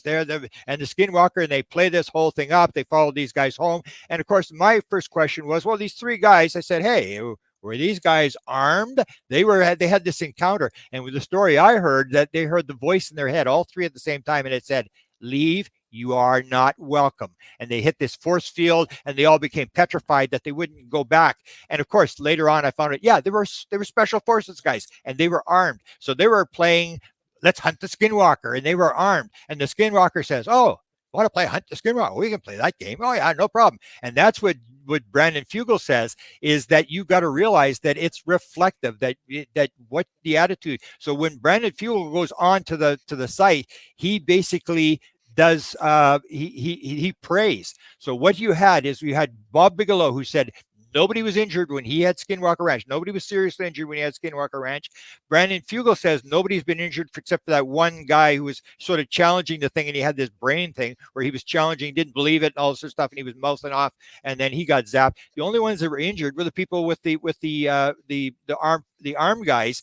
That were hunting the skinwalker on there, that were the DIA guys. And then you say, well, okay, so the blue orbs are the bad guys. And if you see my orb stuff, I've got all these people. I say, hey, all these people are posting all their blue orb photographs, and they're saying there's nothing wrong with them. I got blue orbs all the time. They're not meanies. You have Betty Andreasen said the blue orbs were the ones that guided her through her experiences. There's 6 books written on Brady Andreas, and she said they were actually her guides were the blue orbs. So we can make this thing, and we can take one out of context, and we can say, oh, these blue orbs. The thing was that these guys were armed, and they took this thing back. And every paranormal phenomena is getting taken back. If you're doing ghost hunting, you know that if you don't do this protection thing, this thing can follow you back. Ron Johnson said he had this one encounter where he was forcing this thing to come out of a crypt, and this black thing came out. He photographed it, and that he said this thing followed around for 5 years through 3 different houses. He couldn't get rid of it. So the skinwalker, the hitchhiker will follow you, but it's good or bad. Bob McGuire's was good. He brought the hitchhiker effect back from Chris Bledsoe's house, and he was healed, and his wife was healed. There was no evil stuff. It's when you get armed, when you have the Rendlesham Forest, the 3 guys at Rendlesham Forest. What happened there? So I said to John numerous times, John, so how come, John, you were injured and the other 2 guys weren't injured? They were just as close as you were when this thing flared up, and never got an answer. And then you hear Kabanzak, who was the guy that was with Peniston and Burroughs. He said as soon as this thing flared up, Jim Peniston yelled, open fire, and John pulled his gun, and he got zapped by this beam. That's why John, I say, was injured. And I had one just a couple weeks ago, a friend of yours in Georgia, and she said, oh, these 2 guys get injured going through the portal. And I said, oh, they did? What happened? The one guy died, the other guy's cancer came back. And so I said, oh, can I ask you a question? Were they armed? And she said, well, yeah, we're all armed. We all bring guns because there's rattlesnakes and stuff in Georgia, whatever. And I said, and she said they were special forces guys, and they were armed when they went in the portal. So I say it's this reflective thing that if you don't take a gun to a CE5, or if you take the Cuban thing that I got out of the Stanton Friedman files. When I went to Stanton Friedman files, the first thing I wanted to find was the Cuban thing, where the Cubans got this UFO coming in over Cuba, and they scrambled, and they told it to land. It didn't land, and the U.S. Air Force or the U.S. Navy was monitoring this thing from communications posts in Florida. They were picking up this communication, and they heard the wingman, and the guy said, lock on. And the front guy locked onto this UFO, and they heard the back guy yell out, it's gone, he's gone, he's gone. The thing just evaporated. So if you're going to lock onto this thing, it's reflective. It can reflect back what you're putting out. And that's this part of the thing. But that was part of the thing that happened in Brazil. I looked at that. I looked at it very carefully, and it was doing it for a while, and then it completely stopped. And it had to do with this fact that these guys were challenging this thing. They were hunting it, and after the army took over or whatever it was, there was not another single injury. And that would be the thing. So why are they picking on the Brazilians? Why are they picking on them? If you look at some countries, like in Canada, where what's his name was injured at Falcon Lake, Mikulak, but he touched the thing. That was one of the things I was told. I was told if you touch a craft that's powered up, Chris Bledsoe told me that, you can be injured. You're not allowed to touch the craft. Same as Steve Boucher was told when he went on the craft, do not touch the craft when you go on the craft. So you have that kind of stuff. But people say, well, you're within 100 meters. I was within 100 meters 5 times in the 1950s, but I wasn't armed and I wasn't injured. I had nothing wrong with me whatsoever and these people people are saying, oh, if you're in 100 yards and stuff like that. I think it's got more to do with weapons. And that's why you're seeing the people that are injured. It's these military people, and you have to give me examples of people who weren't armed and weren't challenging the thing and weren't trying to go after it and stuff like that. Then, if you're talking military, then there's a whole nother story that maybe is not even being told about why these people are being injured. And that's what I said. I said there had all these people were injured, that Kit Green and Nolan and these guys. And I said, well, how did these military people get within 100 yards of these things? Like, how did that happen? Everybody's dying to get within 100 yards. And it would indicate that they're trying to track these things. They're trying to capture one of these things. And good luck. I mean, it's the old idea that you what goes around comes around. What you sow, you reap. All right, let's get to Eugene's question here. Grant, what can you tell us of the duality of consciousness? Do you believe there is a duality? We got 4.5 minutes left. No. It's all one thing. It's what we make out of it. That we can make heaven or hell.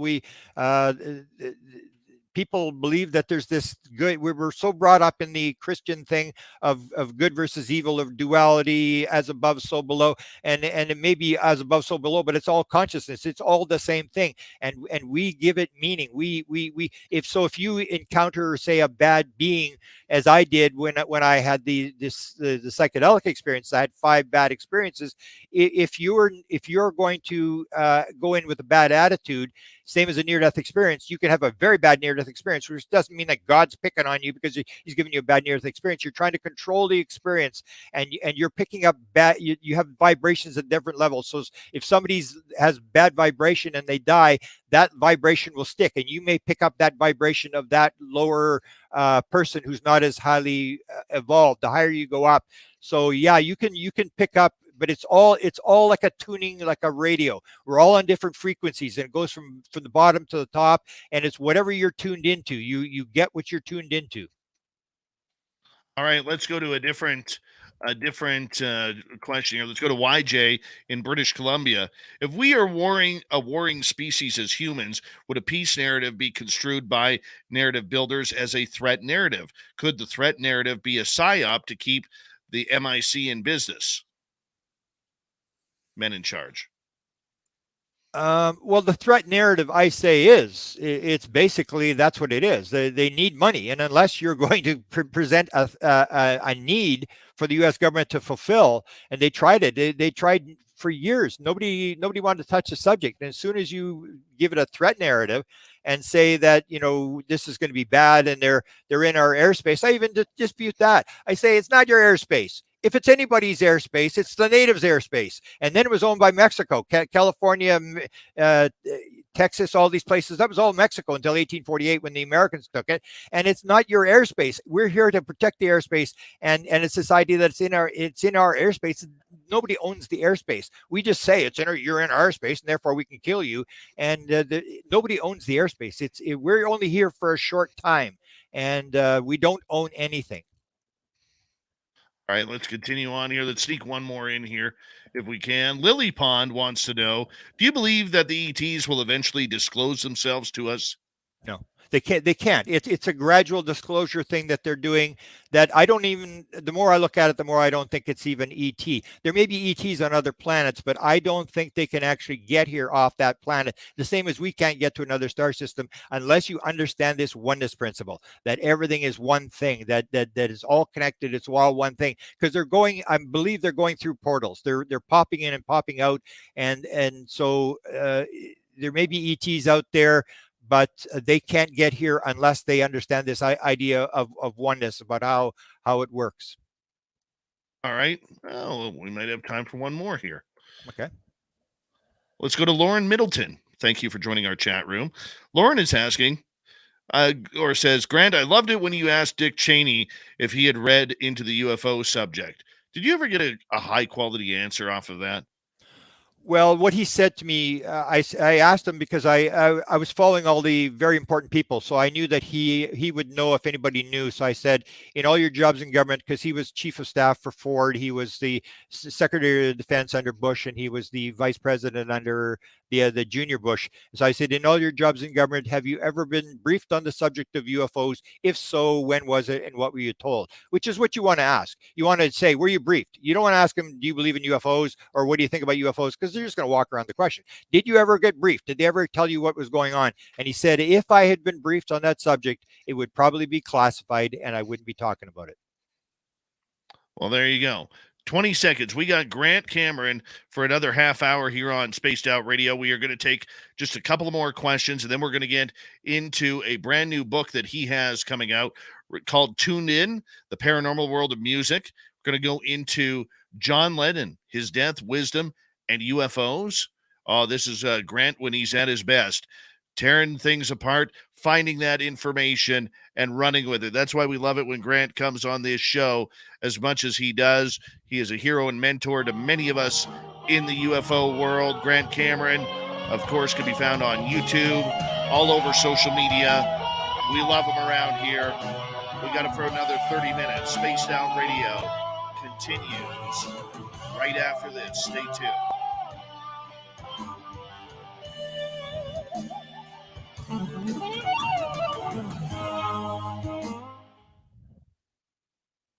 All right, we're clear.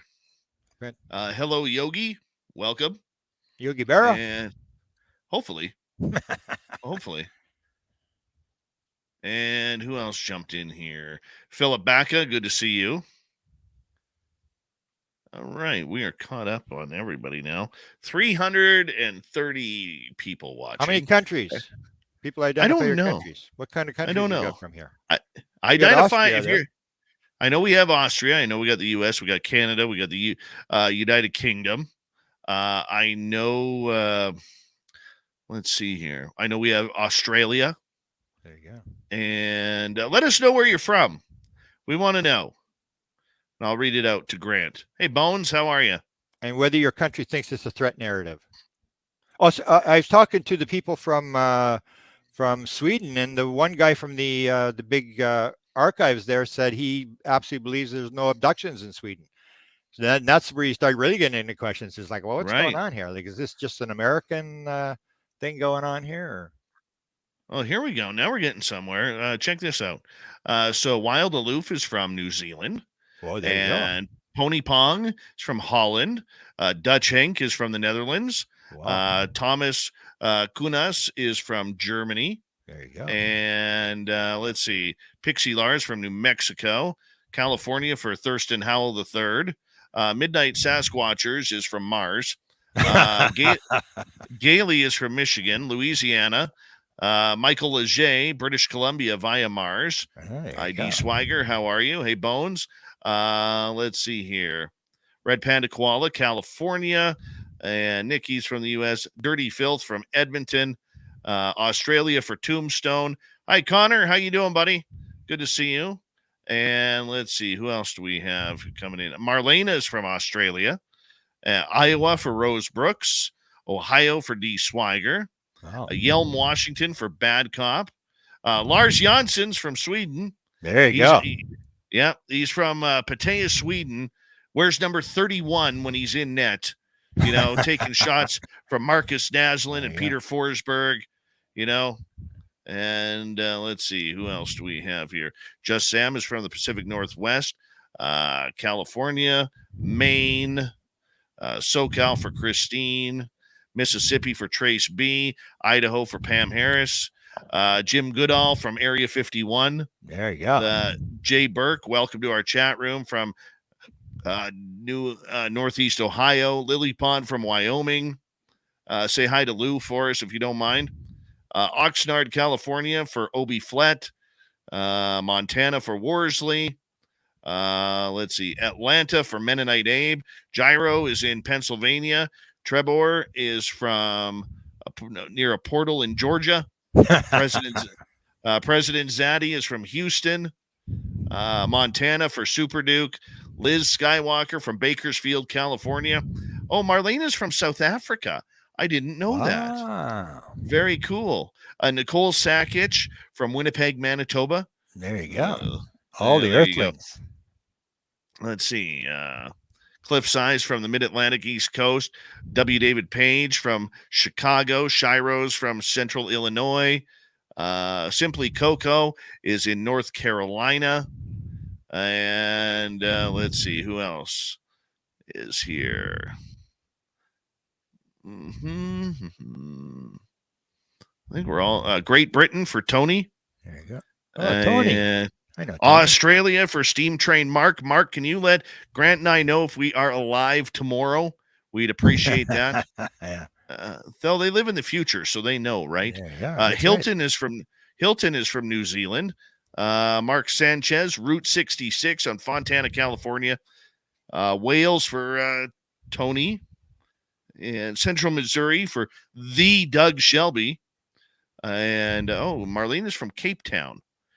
Yeah, that's the type of area where, you wake up in the morning and you want to go, just outside and enjoy the sun, and there's some giant cobra lying in your yard. That's what happens in Cape Town. But they have good music there. They have real good with drums, and I like the music. Corruption Czar is from Tampa, Florida. The Mac Geek from New York.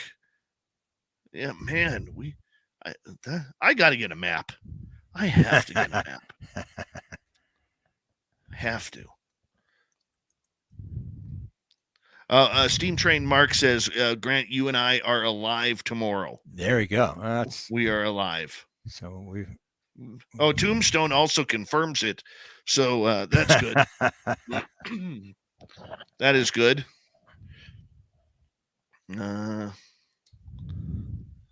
Let's see. Ohio for Jay Burke. And Marlena says it is true about the cobras. Here we go, everyone.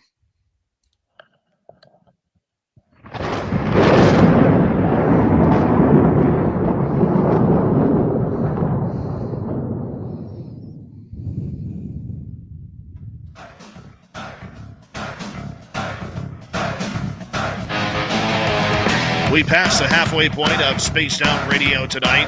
My name is Dave Scott. Thank you so much for taking the time to join us. We really do appreciate it. I want to remind you that if you missed portions of this show or others, check out our free archives at youtube.com/Spaced Out Radio. Do old Davey the favor, hit that subscribe button. Our website is spacedoutradio.com. We have a plethora of features for you. Rock out to Bumblefoot, read Shirky Poo's Newswire. Check out our swag as well. Follow us on Twitter at Spaced Out Radio, Instagram at Spaced Out Radio Show, and on TikTok at Spaced Out Radio. We continue on tonight. We have until the top of the hour. Grant Cameron is with us, UFO threat narrative, and we've been going through some audience questions where we'll continue on for right now, Grant, and then we're going to get to your brand new book that's about to come out. Let's start with, we've asked that one. Let's go to Armando here. Grant, is disclosure a techno scam like Jay Pandolfi says? Well, Ron Pandolfi is supposed to go on camera. He's supposed to tell this story. Right. I sort of think that he may be right, because what they're putting out is the portal story, and that's what I said, that I believe that the portal story has more backing than the anti-gravity story, and that's what Ron is saying, that this is a techno scam, that they're just trying to get money. And he says it's a bunch of, they used to go after billionaires that would rather invest in a stupid anti-gravity thing than pay their taxes. And now they've run out of billionaires, and so they're going after the U.S. Congress. He could be right. There's a claim that he's going to go on camera and he's going to tell this whole story. And he's told the same story right from the word go, because when the whole story broke with the New York Times, I immediately was online with Dan Smith. I said, "What's Ron's got to say?"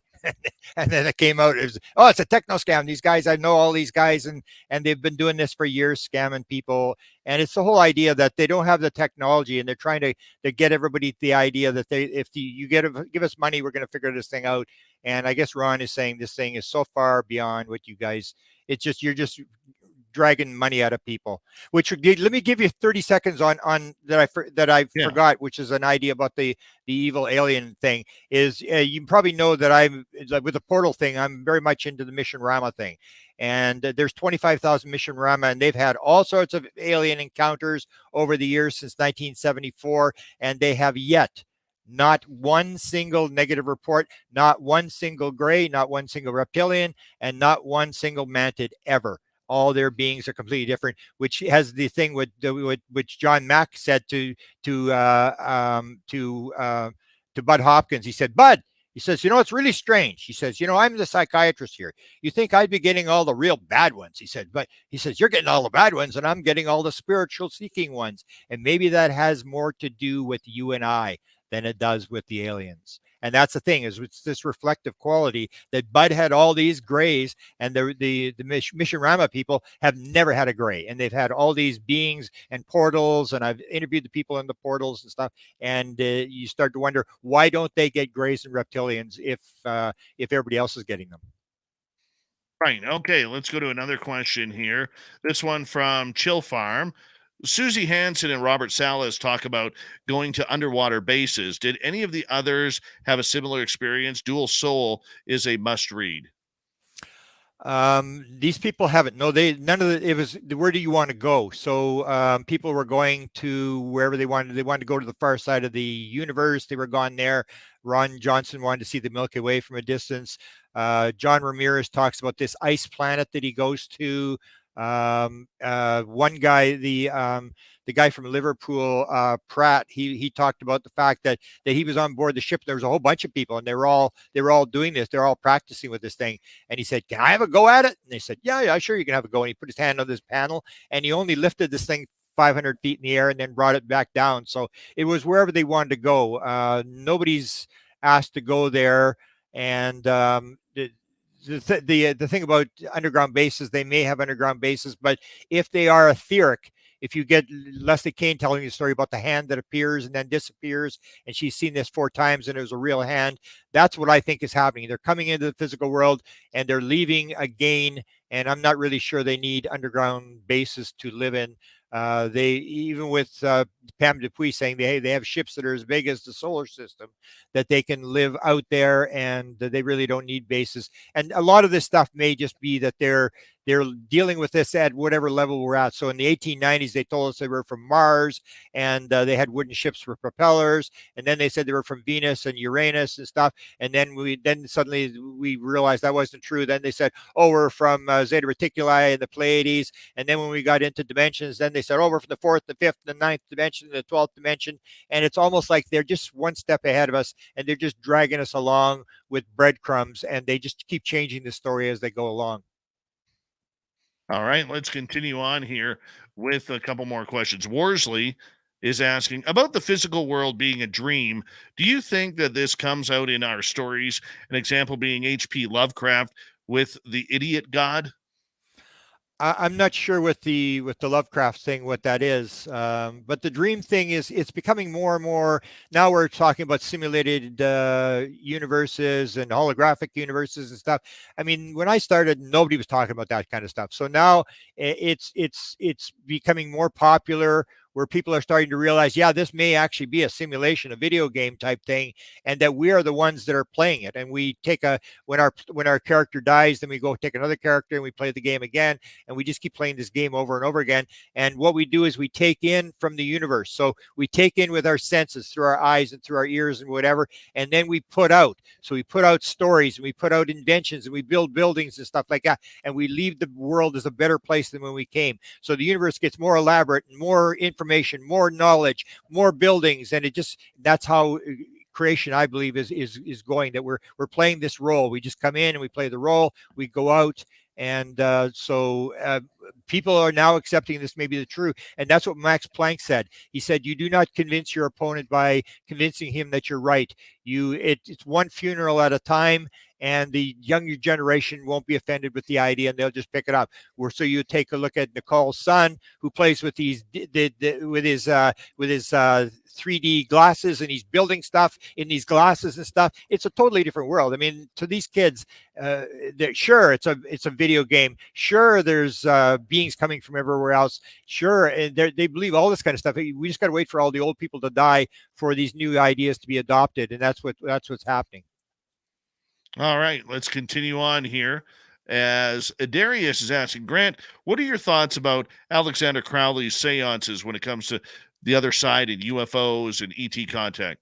Well, this is the deal that anybody can do it. So, if you may be familiar with the story about Philip, who was the ghost in Toronto, that in the 1970s, I think it was, these 8 parapsychologists decided they're going to make up a ghost. So they make up this ghost by the name of Philip, and he in the 16th century, and he played around on his wife, and then his wife finds out, and then he accuses his wife of witchcraft, and then she gets executed, and then he commits suicide. He feels so bad. They make up this whole story, and they couldn't get it to happen. And then they decided that somebody told them, well, you got to play it like a seance, and you got to get the vibration up. And so they started singing 99 bottles of beer on the wall, and they were all having a party thing. And suddenly this ghost appears, and they start talking to this ghost, and it's exactly what they were putting into this thing. And this ghost is talking to them.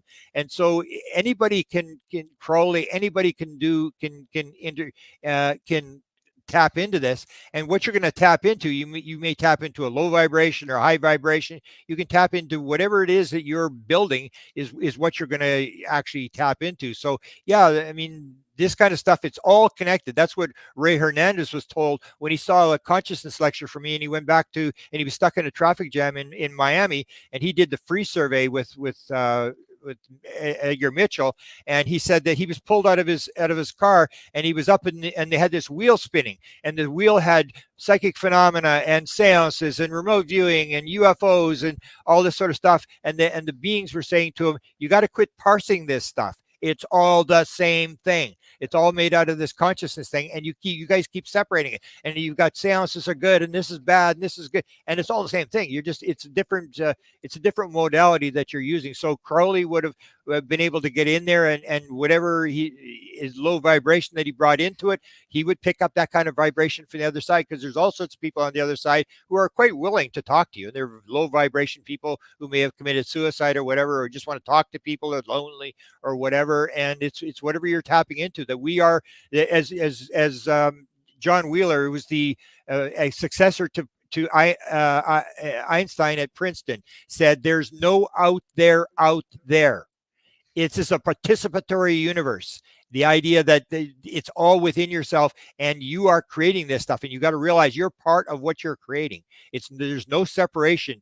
You are part of what's happening, and the physical world does not come in till there's an observer. We are part, and that's. People hate it because that's what Einstein said. I'd like to know the moon was behind me when I'm not looking. People want to have this world of separation, that the world is separate, because they want to play the victim. Oh, it's my mother-in-law. It's the dog ate my homework, and the government's doing this, and I'm the victim, and stuff like that. And we refuse to take responsibility for the fact that we are creating our reality, and we want to blame someone else. And so we have us versus them, and the bad guys are doing this to us. And if it weren't for the bad guys, we'd be doing okay. And at the end of life, according to what Newton said from his 7,000 regressions, you only get asked one question, and the question is, how did it work out? And if you try to bring up my mother-in-law or the government or another race or whatever, they're going to go, time out. This is not about anybody else. This is about you. So we have to worry about what we came into the world to do, and what everybody else is doing is totally irrelevant.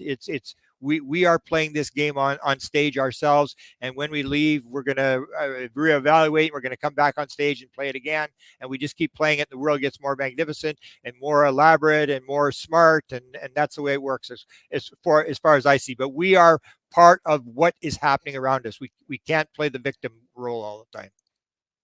Very true. Very true. All right. Let's move on to final question from our audience. This one comes from Cliff. Are there underwater tunnels under UAS from Florida and the West Coast that leads hundreds of miles inland to secret bases? I can only tell you one story that was told to me, and that was by John Lear.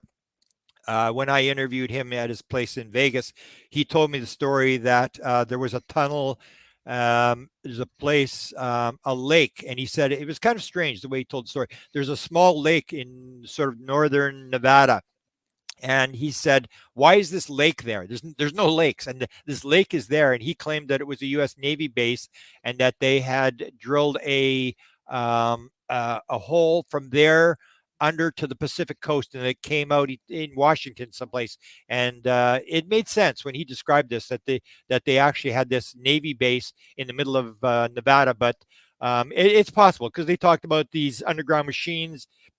And, we knew that because of nuclear weapons starting in the 1950s, everything was being built underground. So I would not be at all surprised. I'm not surprised about anything. Even disclosure. I used to always say disclosure would never going to happen. And now people, I say, is there ever going to be like a sort of a disclosure where it all falls apart? And I said, I wouldn't be surprised if it happened tomorrow, because I was so dead wrong on the first time of saying that it would never happen. I never believed there would be disclosure. And then the government basically made this admission, but it was people inside the government who are upset, like Elizondo and people like that, who were retired, who were able to talk, and they have forced it out, and I applaud them for what they've done, except that this is all going into a black hole. You're not going to learn anything from what they're doing. You're going to get numbers of how many reports they have and how many are unidentified, but this is all going into a black hole. It's all going into the black world, and they're never going to tell you what's going on, as far as I'm concerned, in terms of how this thing flies, because they don't understand, and they don't want to tell all the 347 enemies that they have how this thing works. All right, you got a brand new book about to come out, and it is called Tuned In, the paranormal world of music. Well, let me correct you. It's actually an older book that Chris Bledsoe contacted. But the reason I put it out today, I put out this article today, is because actually, let's see, 2 hours ago, 42 years ago, John Lennon was shot in New York City. Right. And he was a big time UFO person. He was probably an experiencer. He tells the story about seeing the UFO, and it's in my White House UFO blog. I put the article there where you can see the story that I put. And in White House UFO, or in the Tuned In book, I put the story of John Lennon plus about maybe 30 other top musicians that I believe are experiencers, and how I was phoned by Chris Bledsoe in about 2014. And that's when he said to me, he said, Grant, he said, I got a message from the Guardians. I've gotten 4 different alien people through contact. He's giving me messages, and his was 2014. He said, the Guardians have a message for you. I said, really? Cool. What's the message? And he said, they want you to know the messages of the music. And I said, well, Chris, maybe they got the wrong Grant, because, I mean, I'm not into music. I don't listen to music. I have no interest in music. My whole family's musical. I've never played an instrument. I couldn't care less. And he said, well, you should listen to Kashmir by Led Zeppelin. And I said, well, okay, whatever, and he just kept talking. And I said, and then he said, oh, the other one you should listen to is After the Gold Rush by Neil Young. And I went, Neil Young? Neil Young's a part of this thing? And he said, yeah. I said, Neil Young grew up in Winnipeg. Like, Winnipeg's known for nothing except the Guess Who, and Neil Young grew up in Winnipeg. I said, really? He's involved in this thing? And I started looking, and he'd written After the Gold Rush, which is about the fact that we're treating the world like a gold mine. When the gold is gone, the silver seeds are going to come, the flying saucers, and they're going to take the chosen ones to another planet. And I was just blown away. So I wrote the book, and I started to realize that all these people had downloads. Same as I got the download. McCartney got the song yesterday in a download. He got the song Let It Be from a Dream, where his mother comes to him. His mother's name is Mary, and she said it'll be okay, let it be, because he was at a very bad time in his life. And that's where the lyrics come from. When in times of trouble, Mother Mary comes to me, speaking words of wisdom, let it be, let it be. And so I wrote this whole book on these experiencers and how many songs came in dreams. I had 150 songs that came in dreams. How many songs that came in instantaneously and within 10 minutes. American Woman was sung, and when they grabbed the tape recorder off the kid who was trying to bootleg this thing, they played the tape at the end of the concert, and they said, where'd this come from? Nobody remembered playing the song, writing the song, nothing. That's what we're American Woman. And they said, if it hadn't been for the kid with the tape recorder, it would have never existed. And the John Lennon was the big one. John Lennon talks about his experience where him and May Pang are there. They're both naked. They're standing on the deck, and May Pang tells a story where I was really weird. All the apartments across from me, they were all vacant, and they were all turned. Their lights were turned off, and the people below us, there was this staircase down, and they were always on their balcony, and we were screaming and yelling, and we're taking photographs, and they never came up to see what was going on. And I said to her, isn't that kind of weird that you sort of thought, well, everybody's gone? And she said, yeah, that was kind of weird. And that's called the Oz effect, where it sort of cuts you off from the rest of the world, and everybody seems like they're gone. And so they had the sighting that John Lennon had. He put it on an album. There's a song called Strange Days. I never believed there'd be strange days indeed. That song has about a UFO in there. He sees this UFO, and then he has the experience where he tells the story to, according to Uri Geller, where he's in bed and he wakes up in the middle of the night and there's light coming in front of under the door, and he thinks there's a fire in the hallway, and he tries to wake up Yoko Ono. He can't wake her up, which is very common to the experiencer story. He can't wake her up. He goes to the door and he opens the door and he says there's these effing bug people with these big eyes that are looking at him, and he goes to attack them, and he says suddenly the next thing he knows, he wakes up and it's the morning and he's lying on his bed and Yoko Ono's awake, and then he tells her what happened, and he's got this egg in his hand. And he said that he, according to Uri Geller said they met for coffee, and he gave him the egg, and he said, this may be my ticket to another planet, but I don't want it. You can have it. And Uri Geller said, I never had it analyzed because I was always afraid it might have been made in Taiwan. And when I asked him about the analysis, he said, I had it on my person. I've never taken off my person. It's now in his museum in Tel Aviv. And I'll tell you the weirdest story. Sid Goldberg, Sid Goldberg from Gaia, when he was interviewing him for a 3-part series, and he said, what do you want to ask Uri? I said, well, ask him about the egg. Ask him about the story about the egg. He said, okay. So he talks to Uri Geller. Uri Geller gives him the egg, and he takes this photograph of him holding this sort of a bronze egg holding in his hand. And then he sends me the photograph of the egg. And I email him back and I say, oh, cool, Uri. I say, cool, Sid. Maybe your ticket to another planet. And he said, as that email was coming in, he was sitting with Uri Geller in a restaurant in Tel Aviv. And he says, oh, he's talking about me. And he says, oh, look at this. Grant's emailing me right now. And he reads this thing. Oh, maybe your ticket to another planet. Ha, ha, ha.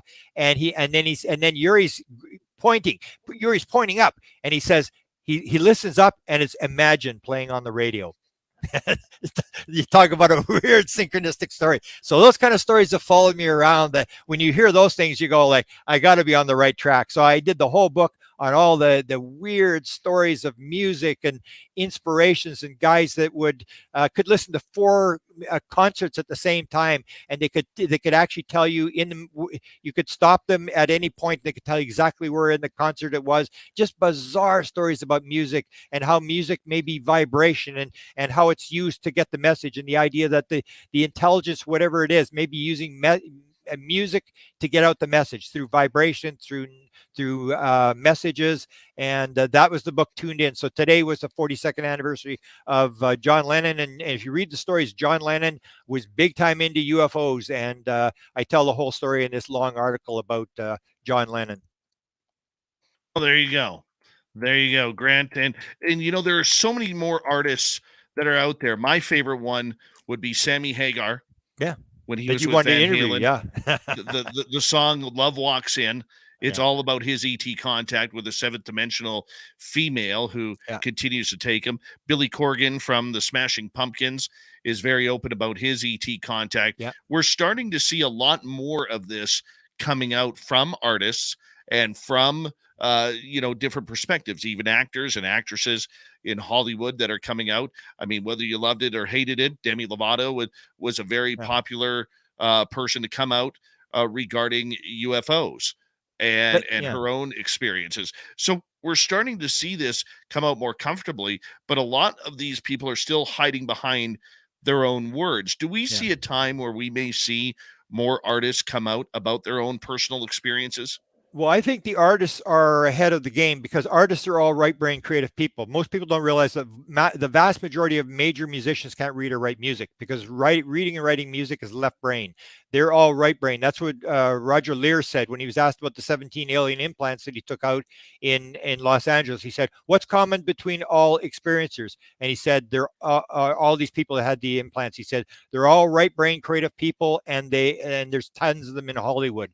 And that's this idea that musicians are very right brain. They can't read music, and they don't care. The left brain is ego. It's all about me and about how I look and stuff like. And most musicians and artists, they could care less.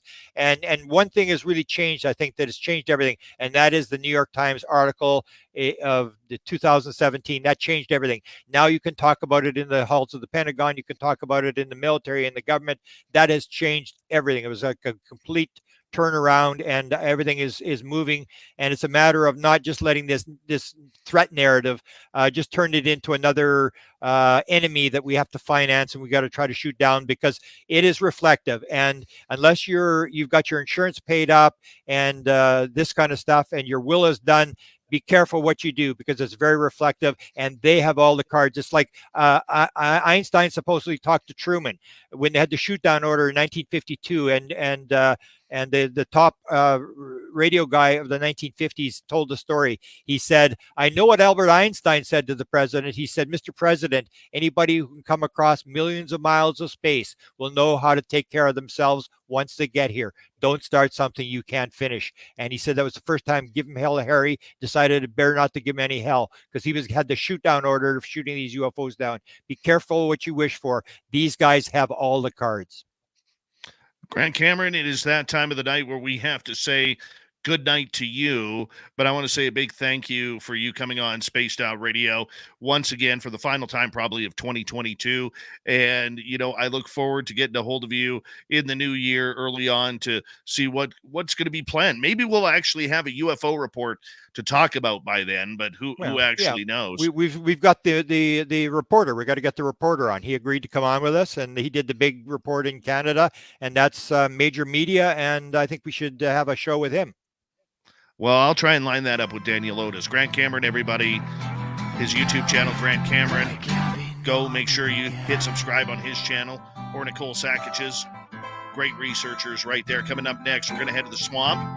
Then Super Duke's in for the Cryptid Report, a busy hour number 3. Coming right at you. Stick around. Have a good night.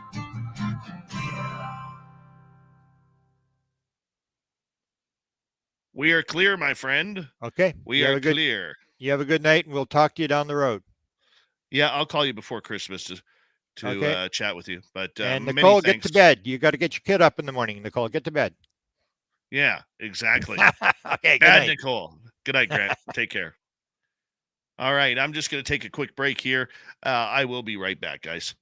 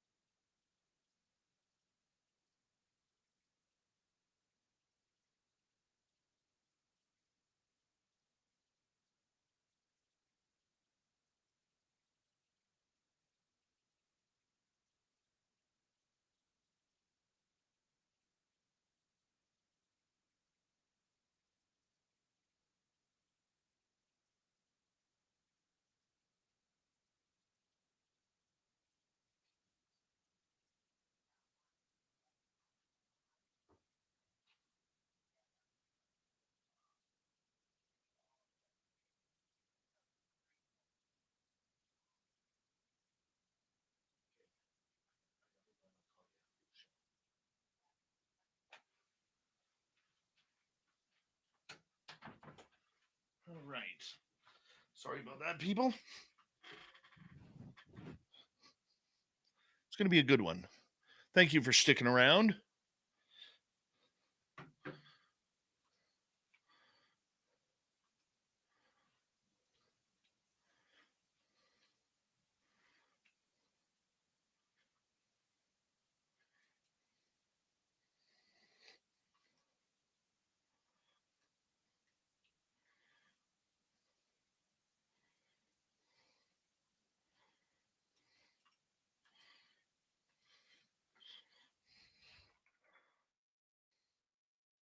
You had a good night. Wasn't that awesome? Wasn't that just awesome?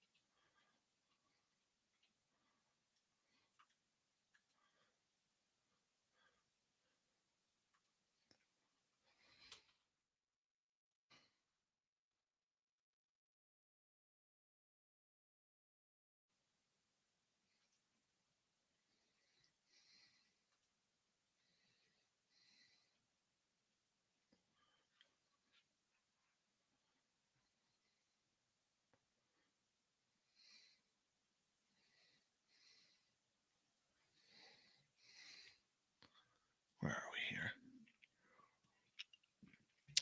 What a great night of radio. We got 1 minute left. Third phase, how you doing? Heather McIntyre, good to see you. Phenomenal Bills, welcome to SOR Chat. And who else is here tonight? Mentira, welcome to SOR Chat. Thank you for joining us. Hi, Sarah Yan, how are you?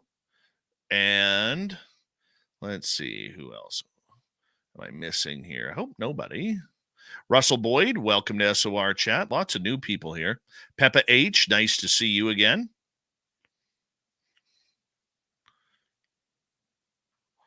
And we're going to get going here in 20 seconds. Thank you for the super chats. Jeff, Sally, Jeremy, Chris, D. Cohen, Lori, Red Panda, Carl, Pam, and Dry Toast. Very much appreciate it. And here comes hour number 3, everyone. Stay tuned. Hi, Len Dorman. How you doing? Dirt Road, good to see you.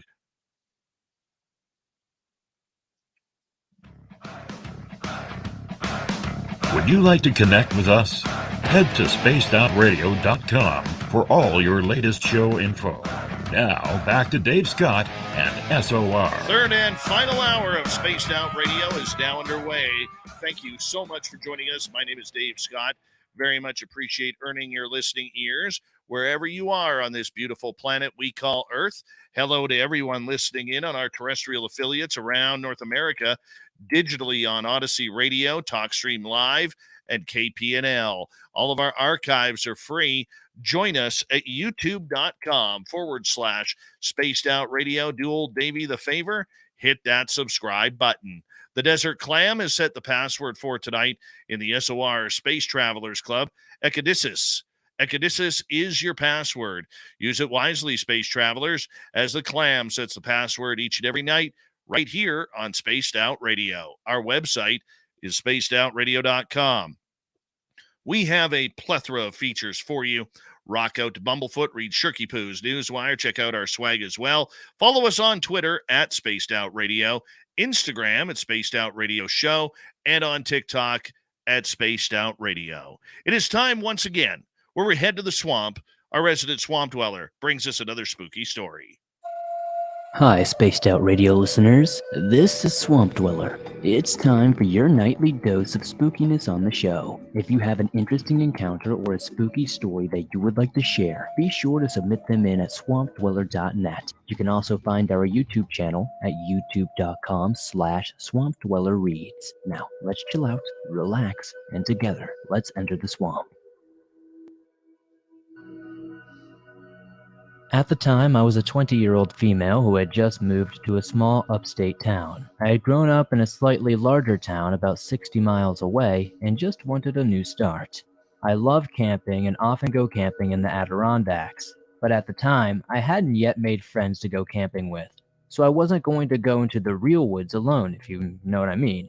Down the road from me, I had been walking around and found an area where the power lines cut through a wooded section. The power lines were perpendicular to the road.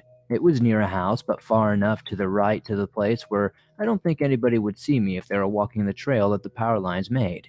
I'm not sure about other countries, but in the United States, they keep power lines clear in case of maintenance. So I wander up there, noticing how it's pretty deep woods, and how far I can get away from the house that I saw on the road. They couldn't possibly think I'm trying to break in. And then, bing, I get an idea. I could go camping up here. It's secluded enough to give the natural woods experience, but close enough to the road that I wouldn't be in danger of wildlife or anything like that. So, I do. I set up camp in this little clearing that I accessed by climbing the hill, following the power lines, then turned left onto what seemed to be some sort of deer trail. Deer are absolutely everywhere in New York. Then I came upon this lovely, flat, grassy clearing. After clearing the dead wood away, I built my fire off to the side. I'm feeling brilliant and independent. It was creepy to sleep in the woods alone, sure, as I had always had at least one camping companion. But hey, whatever. New experiences build new skills, you know? I wandered further down the path the next day to see where it led. I walked for about an hour, and I can see some fields on the right, but they are in the distance, and there is a fence between the fields and the path. So again, I figure people can't be mad for me being here. Then I come across another path. Heading to the right, I follow it. A couple of feet in, it curves slightly, and there's an old van to the left of the path. Well, that's strange. But it's about 1 p.m. near noon anyway, in broad daylight, and the birds are chirping. So I don't really feel in danger. I go up to the van, which had been there for a very long time, clearly. It was like a 70s style make. It made me kind of think of Scooby-Doo. And there were overgrown weeds all around it. There are streaks of brownish red going down the side from the bottom of the doors. I looked in and saw what appeared to be an old bedding or something in the back. But it was all shredded up, and the curtains in the windows were shredded as well. There was clothing strewn about. It looked like the clothing was from the 70s or early 80s. I still felt no danger per se. Snickering at the terrible fashions back in the day, I continued along the path for a short time, until I finished rounding another slight bend. I stopped dead in my tracks, finally. My reptile sense went off, or whatever you call it.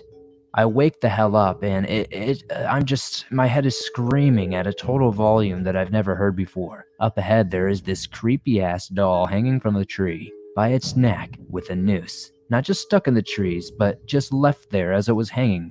It was terrifying, to say the least. To the right of it, though, there was this huge cage-like structure, easily big enough to hold a full-sized human. It seems to be made up of pipes and other long metal objects, just welded together. Some were up, some were down, some were across, and the squares they made weren't big enough to fit my head through, let alone anything else. Not that I tried, anyway. It had 4 sides and a ceiling. It had other creepy-ass dolls hanging from it. It also had reddish-brown stains running down the sides, just like the van. Further behind it in the distance was a run-down house. Creeped out as hell, I just turned tail and ran. I am not a runner by any means. I am a chunky girl, and I have smoked for more than 6 years, and I do not run. But I ran that day. I don't even remember the run, and I remember coming up upon my campsite, grabbing my tent in one swoop as I ran past. Luckily, I had put all my things into the tent. Ripping it out of the ground as I continued running, I left my cooler, my food, and all that stuff behind. I never went back for it either, and sometimes I kind of feel bad about that, though. I dropped the tent stakes along the way and had to repair rips in my tent. I tore down that hill. I'm still surprised it didn't break my neck or ankle. Jumped in my car and sped home. I locked all my doors, then paced my house going, what the hell, what the hell, what the hell, for hours. It's been 11 years since that incident, and even typing it now makes my hands shake. I currently live almost 1,400 miles away, but I still made sure my doors were locked. And they are. The crazy thing is I wasn't even that deep in the woods. Maybe in the 1970s it would have been, who knows. As it stands now, though, people live within a short walk of this place. And no, I know you will ask, I did not call the cops. I can't articulate why. My best analysis looking back is that I didn't want the creep to find me. I should have probably called them at the very least. You are probably right there. I hope it was an old crime scene and not some sick man who still keeps people in cages in the woods. And we say thank you to the Swamp Dweller for coming on in and taking us through another spooky story. Swamp Dweller joins us in the third hour every show, Monday through Friday night. And if you want more, he has thousands of those stories for free. All you got to do is go to youtube.com/Swamp Dweller Reads and check them out for yourselves. Speaking of creepy, it is time once again where we head into the forest. Super Duke from World Bigfoot Radio and the Cryptid Reports.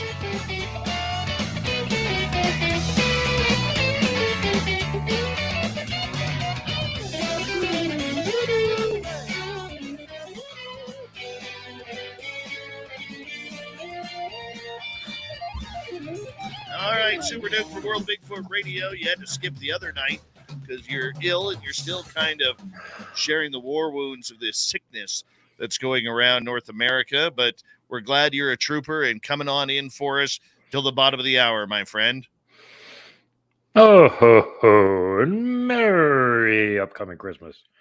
Yeah, I've been feeling like pretty lousy. And I did come across something interesting that I wanted to share with you guys. And this is from the very extensive book, Giants, Cannibals, and Monsters by Kathy Muscovitz Strain. And she has a BA in anthropology, and how she got involved in all this is she was going around working with native tribes, identifying areas where they had ancient relics, pictograms, and petroglyphs, and all that sort of thing, and getting the government to set it aside for preservation so it doesn't get destroyed. So in the process of doing all that, and she's also interested in Bigfoot, she asked all of them very specific questions. Do you have Bigfoot reports? Does your tribe recognize that such a thing exists? Do they have a name for it? What did they say about it? So this is her survey of those questions basically across North America, and very comprehensive. And it's interesting that almost every native tribe on the continent has a name for Bigfoot. Some of them have several names for these things. And she actually mentions this at the beginning of the section that we're going to be talking about today, which is on the Miwok tribe of Central California. And that the Miwok are unique in that they have 9 different names for Bigfoot-like creatures, depending on locations of the animal and behavioral characteristics. Names include Awani, which is a giant, Jihalumshe, rock giant of Calaveras County, Uli, rock giant of the Chowchilla foothills, Uwalin, rock giant, Sachacha, ogre, Yalali, hairy giant, Yayali, hairy giant, Lalummi, rock giant of Winnock Valley, and Lupuoias, rock giant of Tamalpai. So you keep hearing this rock giant thing, and you're like, wait a minute, what do you mean rock giant? This is Central California. Where else do we hear about rock giants? Well, that's the description, the stone coats, the stone giants of the Iroquois. So we're talking about a confederation of tribes that's on the exact other side of the continent, up in the northeastern side of the continent. And here you have this tribe down in Central California talking about rock giants. So wait a minute. How did rock giants get over there? Is this the same kind of rock giant? Because we know from the legends of the Janoskwa that the reason that they had stone coats isn't because they were making coats out of stone. It's because they would rub around in pine pitch and tar on trees and whatnot and get it all mixed in with their hair, and then they'd go roll in a whole bunch of gravel and it would adhere to it. And after several such things being gone through, they would have applique armor, essentially, which against a native armed with a bow or a spear that's tipped with either bone or stone, it isn't going to do anything. It'll just break. It'll bounce off. Doesn't do anything to them. So they had this bulletproofness until the white man showed up with their thunder sticks, and then they seem to have quit doing this. But so let's check out a couple of the reports that they have here. Sure. And one of them is from a book called The Dawn of the World, Myths and Tales of the Miwok Indians of California by C. Hart Merriam, 1910. Lincoln University, Nebraska Press, pages 169 to 72. Quote, there was a great giant who lived in the north. His name was Uwalin, and he was as big as a pine tree. When he saw the country full of people, he said, they look good to eat. and he came and carried them off and ate them. He could catch 10 men at a time and hold them between his fingers and put more in a net on his back and carry them off. He would visit a village, and after eating all the people, would move on to another, going southward from his home to the north. When he had gone to the south end of the world and had visited all the villages and eaten nearly all the people, well, not quite all, for a few had escaped, he crossed, and they give this location of this certain place where you can apparently still see his footprints to this day. People who had escaped found his sleeping places in caves and shot their arrows at him, but they were not able to hurt him, for he was a rock giant. When he awoke, he was hungry and took the trail to go hunting. Then the people said, "Ooh, Chum, the fly, go follow Uwulin, and when he is hot, bite him all over. Bite his head, his eyes, and ears, all over his body, everywhere, all the way down to the bottoms of his feet. Find out where he can be hurt." "All right," said the ever-obliging fly, and did as he was told. He followed him around all day long and bit him everywhere from the top of his head all the way down to his feet, about hurting him, till finally he bit him under the heel. This made the giant kick. The fly waited, and when the giant had fallen asleep, bit him under the heel of the other foot, and he kicked again. So the fly came back and very politely told the people what he found out. When the people heard this, they took sharp sticks and long, sharp splinters of stone and set them up firmly in the trail and hid nearby and watched. And after a while, the giant came back and stepped on these sharp points till the bottoms of his feet were stuck full of them. This hurt him dreadfully, and he fell down and died. Now, when the people saw that he was dead, they asked, "What should we do with him?" And the answer was to burn him up completely so there was no remains, because they feared that he would be able to regenerate and come back if they left any part of him. Now, this is interesting, because where else have we heard this application of this tactic? Vietnam, punji sticks, pit traps. And it makes you wonder if the same thing was used by the Iroquois in fighting the stone giants, because they're otherwise impervious to attack. If they had also figured out that if you made pit traps with sticks, they ain't going to go very much further when they got big stakes through the bottom of their feet. I love it, Duke. I love it. Okay, here we got another one. This is kind of interesting because it talks about one of the Miwoks' taboos. And again, the same book is the source of this one. The North Miwok say Chihalumche, the rock giant, carries on his back a big burden basket, which, like himself, is rock. He lives in caves, of which there are two near Mountain Ranch or El Dorado in Calaveras County, one at Murphy's and one at Stanislaus River. He comes out only at night and wanders about seeking Miwok people to eat. He prefers women. Of those he catches and carries off, all he can find. Sometimes he makes a crying noise, hoo, hoo, hoo, like a baby, to lure them. If they come, he seizes them and tosses them into his big pack basket and carries them to his cave where he eats them. In the bottom of the basket is a long spike, which pierces their bodies when they are thrown in, so they cannot crawl out and escape. In his caves are the remains of his victims, horns of deer and bones of people and different kinds of animals. So for this reason, Indians never throw their dead into caves. If they did, this giant would get them. So any man who put a dead person in a cave would be killed by other Indians. Now compare this to the report of the giant of Kandahar. And the first thing they came upon when they came to the entrance of the cave was bones strewn all over the place. And the other thing that this reminds me of is the same legends about the basket woman further up the coast. And then if you go all the way up into Alaska, the cannibal ogress of the tundra, the Amatolik, and they're both said to have baskets on their back. They would throw their victims in them and haul them back off to wherever it was that they were going for later on chowing. Just digging on in, eh?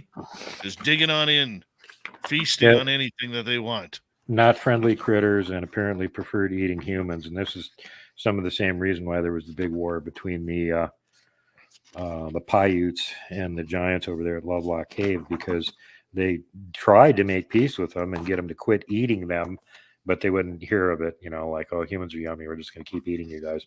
So they were basically forced to go to war with them and kill them off. Pleasant. Well, that's what happened with Lovelock Cave. That was the last of them. According to their story, there was like around 3,000 of them when they started warring with them, and they wiped out most of them in short order. The few remainders had made themselves a little floating island, and they were out on the middle of this big lake in it. So they couldn't really get to them, but the natives kept an eye on where this was. And at some point, it kind of disappeared from view. So they got suspicious. and they had their braves go all the way around the shore, and they found out they had come out on the far side of the shoreline, and there was a cave there, and the remainder were hiding in that cave. That was Lovelock Cave. So, as you know, what happened in Lovelock Cave, they gave them one more ultimatum: knock it off, quit eating us. If you don't, we're going to have to kill you. And they said, nope, humans are yummy. We're going to keep eating you. So they piled up all kinds of firewood at the entrance to Lovelock Cave, set it on fire, and killed all of them. Oh, nice. Hey, these sound like the same type of creatures that could be running around the forests of the Nahanni Valley in the Northwest Territories. Would not surprise me. One of the things that I talked about when I had Caveman on my show, and we were talking about War on the Giants, is that according to the Navajo legend, they were one of the tribes, and the main one, that chased the giants off the continent. And they chased them north into Alaska and then across either the pack ice, or if there was a land bridge at that point, the land bridge. And it even says in their legends that they lost track of part of them, who broke away from the rest and went back east again. And they just left them. Who cares? Wasn't that many of them. Well, if you go east from there, where do you end up? Nahanni Valley. Of course. Always comes down to the Nahanni Valley. Always does. Very creepy place. I had an insider tell me that there's a deep underground military base underneath it too. So as if it wasn't creepy enough already, you got to wonder what else they're doing on up there, if they're coming across these creatures, collecting samples or whatever. Well, I did have another story in here, but I'm having trouble finding it right now. Well, let me ask you this, Duke, while you're looking for that. I mean, the majority of people who come across Sasquatch literally come across a creature that is very docile, trying to get out of the way, trying to get out of their view. You know, I know it's impossible to ask, but the populations of these rogue attacking type of Sasquatch beings, are they more, in certain areas of North America comparatively to their other cousins who are more docile? It sure seems like it. First of all, they're bigger, so they're more obvious. Secondly, they're not friendly, so they probably don't even get along with their smaller, more docile cousins, if you want to put it that way. And the third thing is, until I just noticed these reports, I had never, ever seen a report of a stone giant outside of the area of the Iroquois Confederation. So that there was actually reports of these things in Central California is pretty surprising. So at least, apparently some of them wandered that far. Now, what is a Genoskwa exactly? Well, I don't think it's either. I don't think it's really a Bigfoot. I don't think it's really a giant. I think it's a hybrid of both of them. So they look kind of like a Bigfoot. They have hair, but they're taller, and they have the bad habits of their other progenitor, which is to say eating other beings like humans, which Bigfoot don't do. And, 6 fingers, 6 toes, double rows teeth. That also comes in there too. So, yeah, it really makes you wonder what's going on there. But like I said, the range is so limited. It's upper northeast part of the country. You don't hear reports of them from pretty much anywhere else. I heard one report outside of that area, and that was from down in the south last year. But, other than that, and the person that cited it wasn't sure what they were seeing. It looked like a Bigfoot, but it was just really extremely big. So hard to know what that was. But anyway, I found the other interesting report here, and that was the Tulupu'uyes rock giant of Tamalpa. A woman had a husband and 2 boy babies, twins. The woman's brother killed her husband, and the little boys did not know that they had ever had a father. Oh, wait, am I on the right one here? Yes. Anyway, they went out to this place all the time that was like a big rock, and they didn't even realize it, but this is the same place their father used to hang around, and this rock giant was in this area and was watching them all the time. And finally, one day when they were there, he woke up and trying to make a long story short here, tried to catch the boys to kill them. And they said he was all rock except a place on his throat where he wore an abalone shell. The boys saw this and shot their arrows through it and killed him. When he died, he fell to pieces. The pieces were rocks and scattered all over the ground. Inside, the children found he was flesh like other people, but outside he was rock, except the place on his throat where he had used the abalone shell. So again, this sounds like exactly the same creature. It totally does. Totally does. Super Duke, we got about 40 seconds left with you tonight. I want to say a big thank you for coming on in and giving us another stellar cryptid report. One of these days, man, one of these days, you know, we're going to run into some of these creatures, and we're going to have to hightail it as quickly as possible to get the hell out of the forest. Believe you me on that one, man. Now, I film quite regularly. I'm too dumb to run away. And the last video I got him, I was walking right toward one, not realizing it. Blaine Tyler pointed that one out. Hey, Duke, there's one right across the road that you're walking toward. I'm like, no, thank you. So anyway, if you guys want to see part of the breakdown on that video clip, I will be showing it on YouTube for the first time as a Saturday night special at 8:30 Central on Saturday on my channel. And then on Sunday, of course, the regular show with Dark Woods from Wisconsin for the guest. Always appreciate you, Super Duke, from World Bigfoot Radio. Very much appreciate you coming on in. Coming up next, get off my lawn, people. It's the Dave 101. Maybe a new perspective on something. We'll be back right after this. All right, Super Duke. You made it through, buddy. You made it through. I am so freaking tired right now. I I hope I came across as somewhat energetic, because I'm totally not. I just want to fall over again. Well, you go put on your Sasquatch jammies and you go crawl into bed. Yeah, I'm gonna go grab my Bigfoot pillow and go snoozy. I literally have a Bigfoot pillow. Somebody made one for me. Nice. It's shaped like a giant foot, and it's got hair on one side, and it's soft and comfy on the other. My daytime job, I had clients the other day surprise me with a his and hers Sasquatch keychain. Nice. Of a little stuffy Sasquatch like this.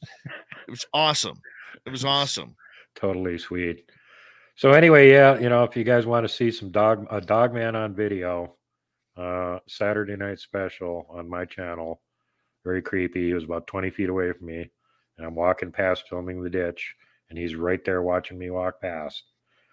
And then when I looked at it closer, there's two more Bigfoot behind him. So Kelly Shaw from Rocky Mountain Sasquatch noticed that on the video today and immediately put up on his blog site, Duke gets two Sasquatch on video.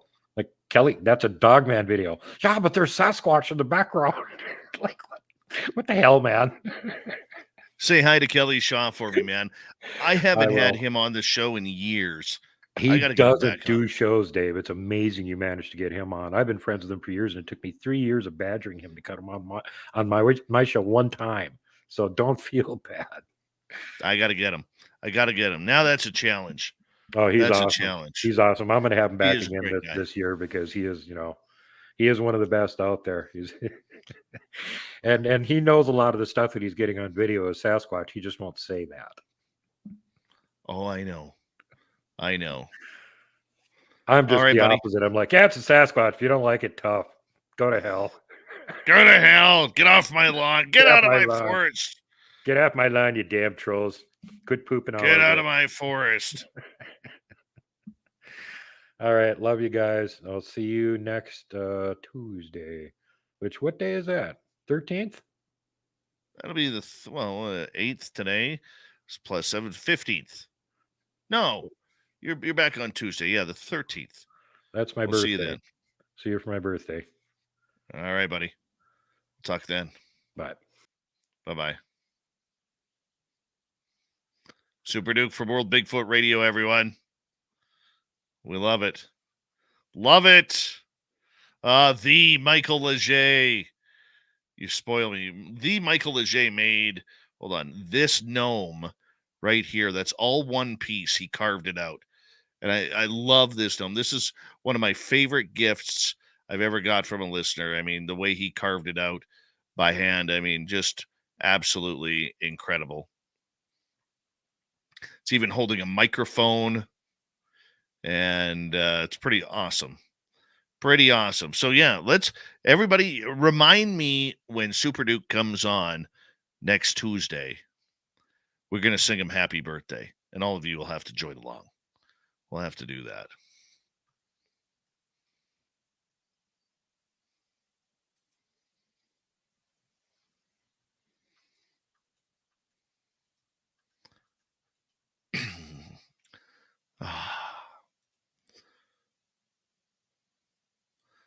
I'm having a good time tonight. Thank you so much for making this a special show, everyone. We've got about 90 seconds. 90 seconds. Big thank you tonight to Dry Toast, Pam, Human Carl, Red Panda, Lori, D. Cohen, Chris, Jeremy, Sally, and Jeff for the super chats tonight. Very much appreciate the love and support that you give us. Thank you to all of our new subscribers. We hit 20,000 last night, and as of this moment, we're at 20,078. So 78 new subscribers since last night's show. Thank you so much as we could continue to grow this, and we very much appreciate it. It's just jaw-dropping. It really is. I'm very humbled by it all. So thank you so much, and from our entire team to you guys, we very much appreciate it. Very, very much appreciate it. And don't forget, we'd love to see you all at our 2023 second annual Las Vegas fan party at the Golden Nugget Casino, May 19th through 21st. We're going to have a bunch of stuff planned for that weekend for all of you, including a 6 to 7 hour YouTube show that you could sit in live. Hi, Ed Parnell. And we want to see all of you guys there. And, we've got a number of people already saying they're coming, about 43. We'd love to see around 80 to 100. And here we go, everyone.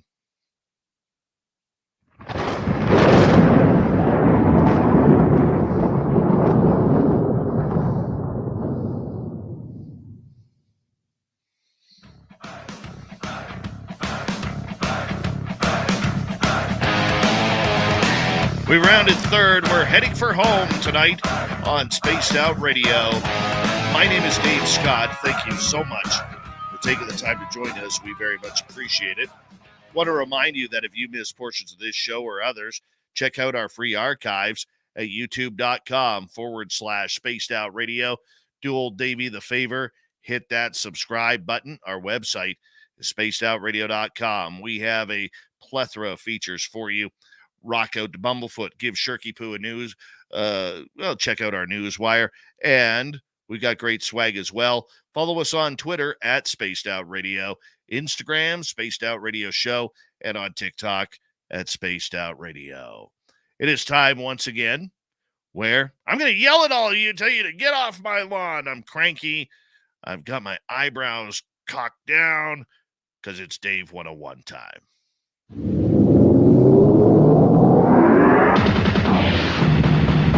It's time for Dave 101.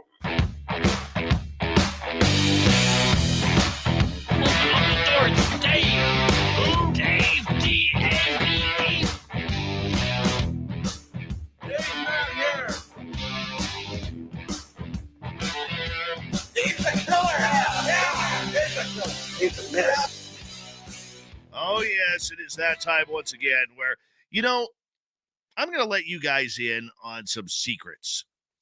I'm going to let you in on something that I absolutely hate about ufology, the paranormal, and the cryptid world.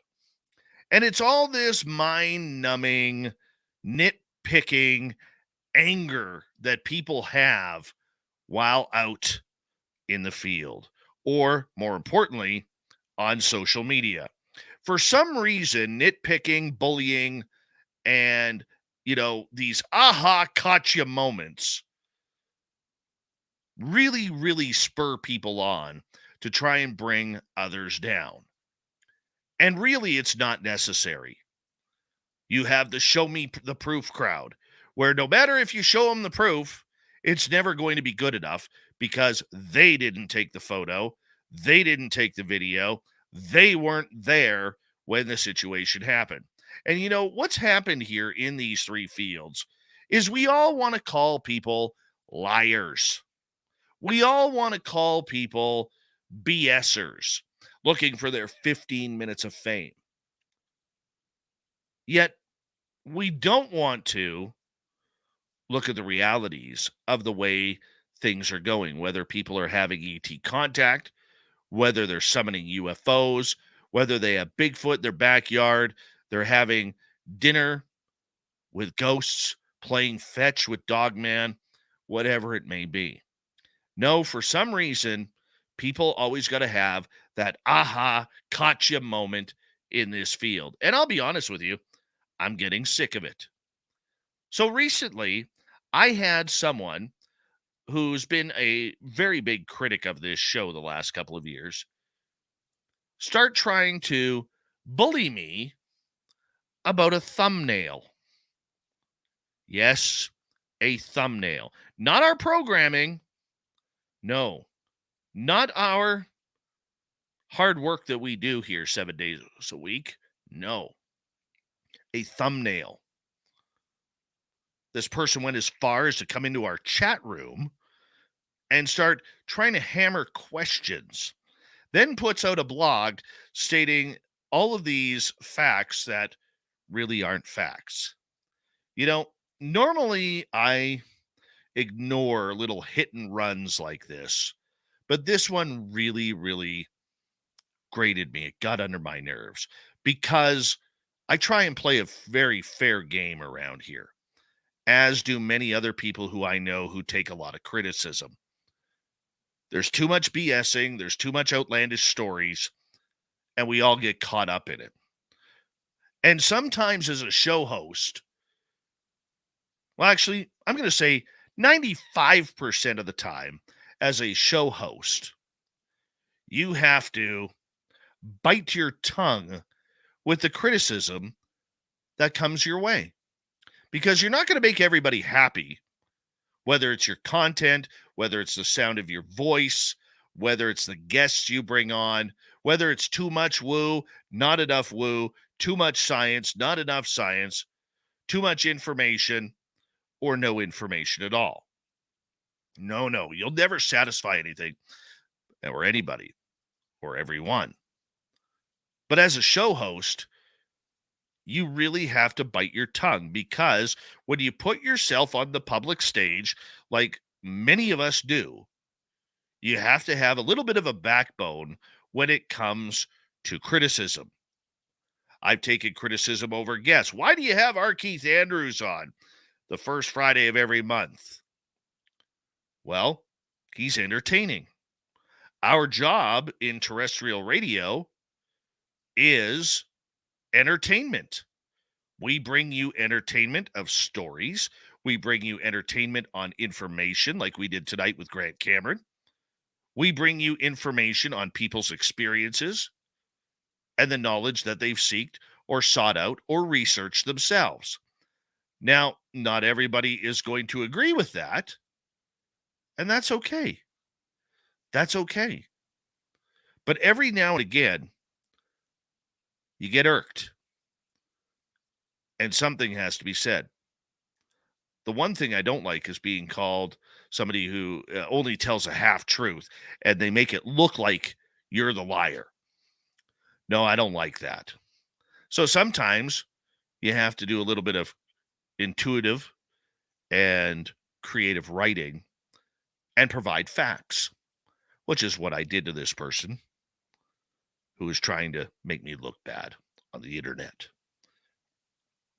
You can sit here and criticize every part of who we talk to or the subjects that we deal with. We're here because we love these topics, whether we've had experiences and encounters of our own, or whether we just want to know because we are hopeful that there is something else out there besides the everyday norm. I got one of the greatest jobs in the world talking to all of you about these subjects. It's fun. I look forward to coming on the microphone each and every night.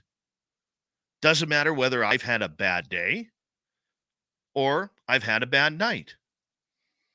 Coming here makes me feel good.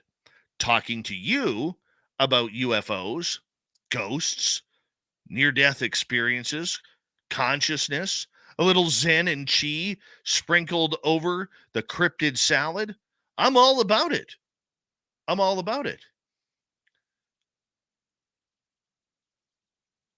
Yet we want to tear people down in this field. We want to hammer them with our own opinions that we use as fact.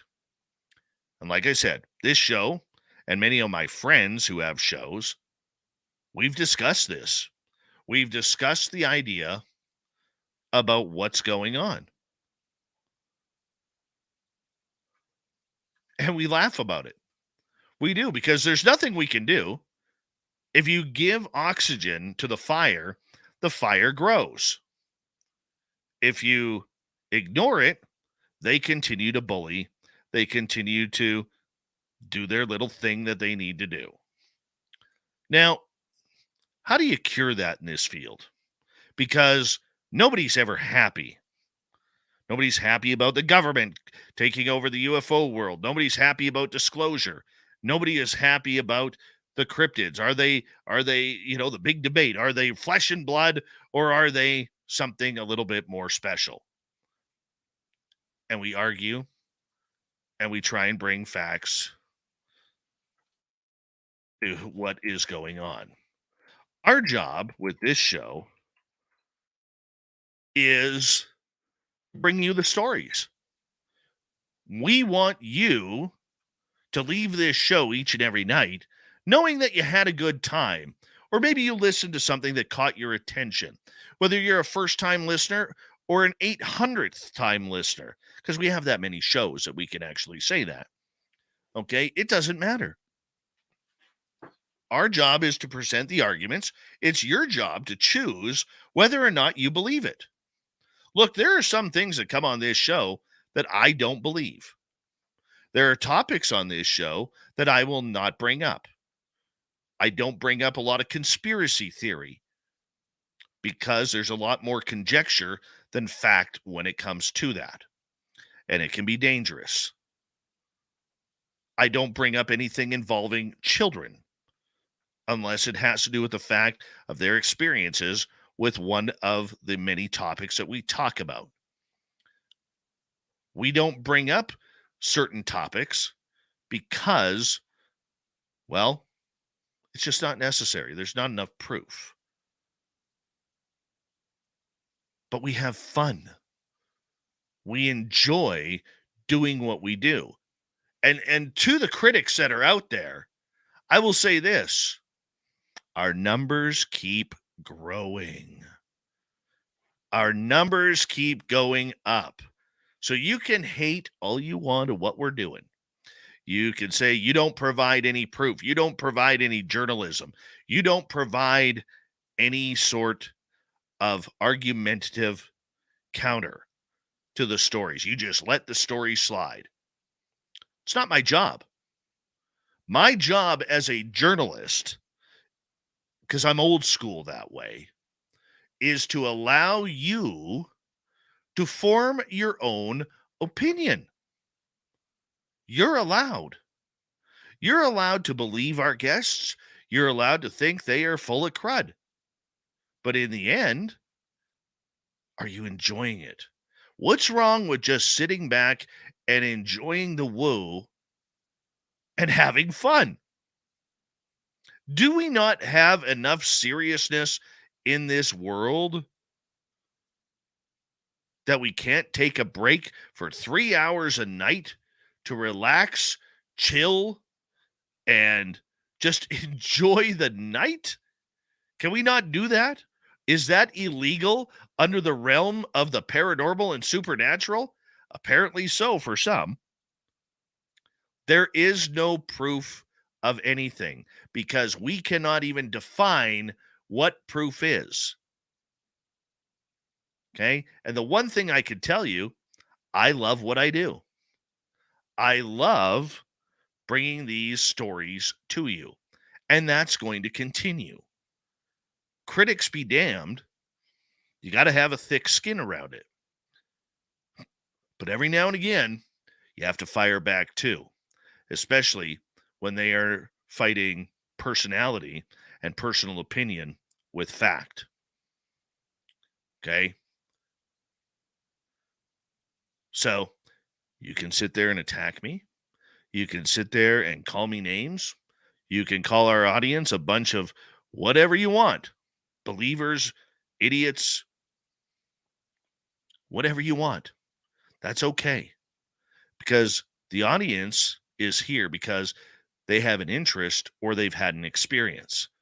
They're just trying to figure out what happened to them, much like I am trying to figure out what's happened to me. You don't have to like it, but that's why we're here. And you know what? We do a great job for my booking team of Cat and Filth. Okay? We do a great job at mixing things up. We don't want to do the same story night after night after night. We don't want to do that. We want to bring you personal stories mixed in with a Grant Cameron, mixed in with some paranormal, mixed in with some Geraldine Orozco that talks about our Zen and our Chi. Okay? Because that's what makes it fun. This is not strictly about we're going to hammer this UFO topic and Lou Elizondo's a jerk and Chris Mellon wears cheap ties. That's not what this is about. There's enough of those out there. If you want those antics, you can go find them. But there's too much hate in there, in this field. Now, I can tell you point blank, there are people in this field I don't like. I keep that behind the scenes for the most part. But at some point, the majority, which is you who listens to shows like this, you'll figure out who they are. You'll figure out who the cranky curmudgeons are in this field, who don't want you to have fun, who don't want you to hear about people's experiences, because it's all anecdotal. In the meantime, just pull your big boy pants up or your big girl pants up and enjoy the woo. It's what we all love to have happen. And I know that I'm still going to be here. I know our numbers are going to keep going up. I know we're going to get more radio stations. I know that we're going to have one hell of a successful Las Vegas fan party, May 19th through 21st, 2023 at the Golden Nugget. And I know that I look forward to meeting each and every one of you, whether you're in Arizona, whether you're in Mississauga, whether you're in California, Washington, Georgia, New Orleans, or anywhere around the world. Old Davey's going to be there to shake your hand and say, hey, I'm thankful for you guys tuning us on in. And let's continue to have some fun. Let's continue to have some love. And let's continue to enjoy the experiences we hear from regular people just like you and just like me. Because if we don't have those experiences, we have nothing to talk about, people. We have nothing to talk about. And for those sticks in the mud who just want to be a pain in the ass to many of us out there who work hard to bring these stories and the information to you, find another hobby. All right? Go critique something else. Okay? Go knit a sweater. Not that there's anything wrong with that. Go check out the latest set of paints at the paint store because maybe you need a new color beige. I'm all for it. I'm all for standing up for people like you, people like me. There's no need for ridicule. There's room in this pool for all of us. And we need to really, really take a look at ourselves in the mirror. Some of the researchers, that is, or so-called researchers or historians, and really take a deep look and say, is this worth it? Because the ad hominem attacks don't work. They don't work. It's about pleasing the people who tune in each and every night because our show, whether it's on terrestrial radio, whether it's on podcasts or one of our many podcast formats like Spotify or iHeartRadio or iTunes or wherever, or whether it's our YouTube channel, which is growing by the day, we're here to make sure that you have quality programming, quality people talking on the show, quality guests, quality information, that maybe, just maybe, we can have some fun and we can all learn all together. There's no need for these angry bloggers who are just putting out political spew for no reason. We just need to wake up to the fact that they are not necessary. Their opinions are not worthy of all of you and your attention. Good people listen to this show, whether they're lawyers, whether they're contractors, plumbers, servers, sports athletes, movie stars, you name it. They all listen, and they all have experiences one way or another. And you know what? That's okay, because we are all part of an exclusive club of the woo. Yeah. We've all had experiences one way or another that we cannot explain. Whether we want to admit it or not, that's really up to you. Otherwise, make sure you don't spill the beige paint on your beige khaki pants and try and ruin the Christmas parties for everybody else out there. It's not fair, it's not right, and it's not necessary. Nobody needs it. Nobody wants it. And you can call me a bully.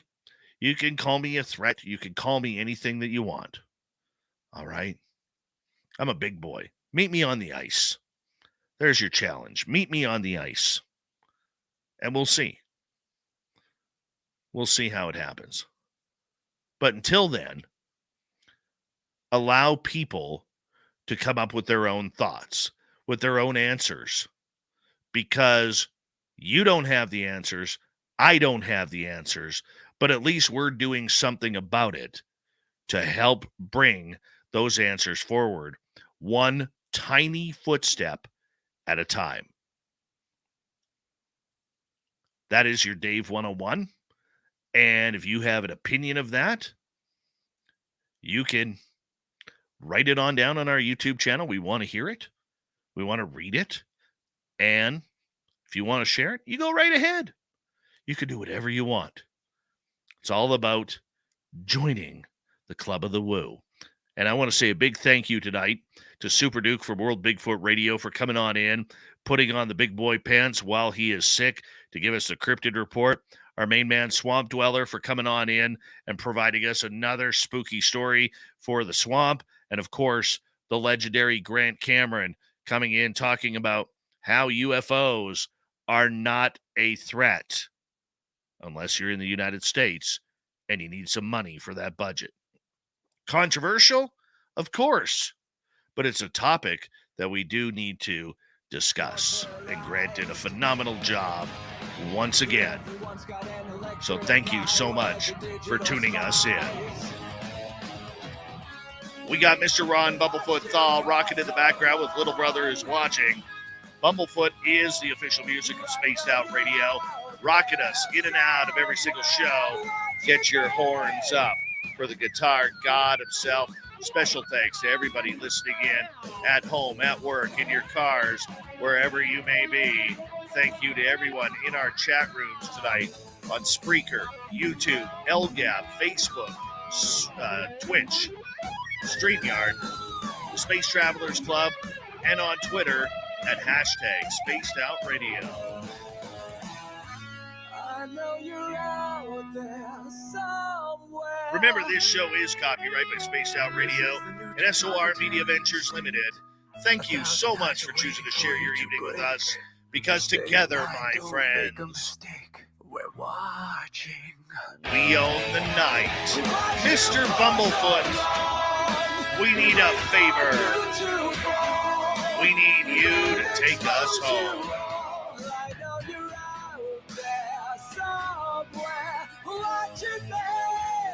Yes, the Woo train has docked for the night. But soon, my friends, we shall ride again. Your seats are always available. Your tickets never expire. And if you want to bring a friend, guess what? We've got room for them too. Good night.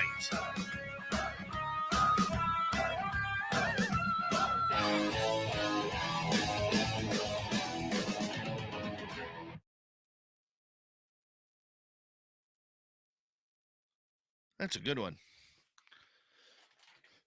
That was a good one. Good show. Solid show, people. Everybody give themselves a real pat on the back there. That one worked. That one worked.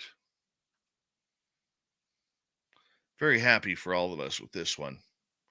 So if you're new here, and I know there's a bunch of you here for the first time, we do about another half hour while I'm editing the show for our radio stations. So if you want to hang out and chat while I edit, you're more than welcome to. And if you have any questions, just feel free to type them in the chat room. I will try and get to them as quickly as I can. And we kind of go from there. So there was one question earlier. I think it was from Gabriel or someone like that. I'm going to have to scroll up a lot higher. But if you want to repost your question, you can. And I'll answer it. My experience as Gabriel started on December 13th, 2011. So we're coming up to the 11th anniversary of seeing the angel of death in my mother's eyes. And that led to a channeling session 2 hours later on the angel of death telling me how to keep my mom alive. And my mom is still alive. And a couple days after that, my house became immediately haunted. And a bunch of weird stuff started happening around my home, around my family. And being a former journalist by trade, I guess I'm still currently a journalist because that's what we do with this show. I started doing my own investigations as to what went on and couldn't find any answers. And in 2014, on November 30th, which we just celebrated our 8th anniversary, we started Spaced Out Radio. If you want to, my story, a lot of people choose whether or not they want to believe it. I cannot control that. I can only tell you the truth on what I've experienced. And I've had run-ins with Sasquatch. I've had run-ins with ghosts. I've had run-ins with aliens. I'm an ET contactee. I've seen a lot of UFOs. Some would say a plethora of UFOs. Plethora, by the way, is the word of the show. My favorite word. And I believe in being honest with the audience. I believe that anecdotal evidence of someone's story is very important. And I go against the grain when it comes to, defending people's experiences. A lot of people want to jump on that. I don't. I want to learn it, much like Grant Cameron. And so I've been all over the board, man. YJ, I do, believe it or not, I have a book that's 2/3. I do have a book that's 2/3 finished. I just can't find the time to finish it and go from there. It's all on my experiences. That's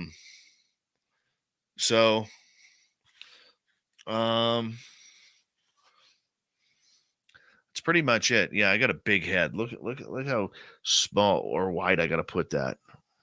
Man, got a massive melon. President Zaddy, do you like hippo ass?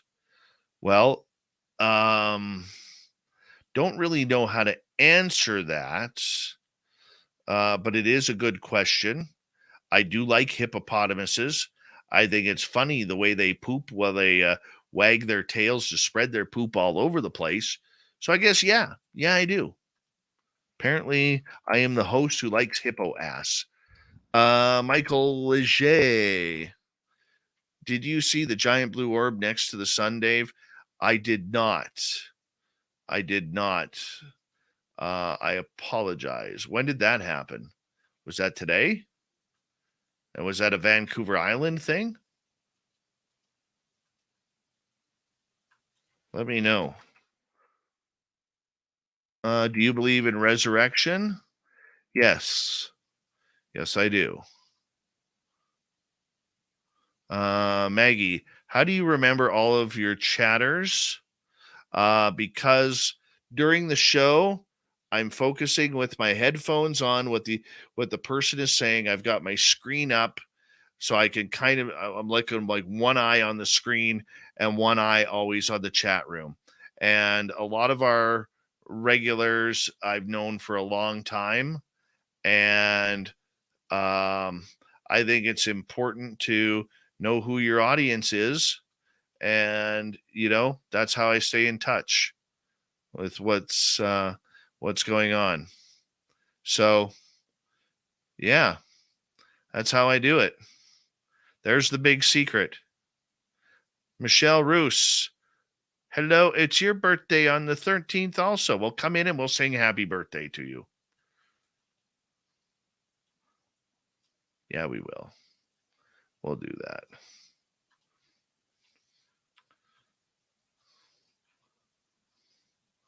Oh, that's not it there. It's over here.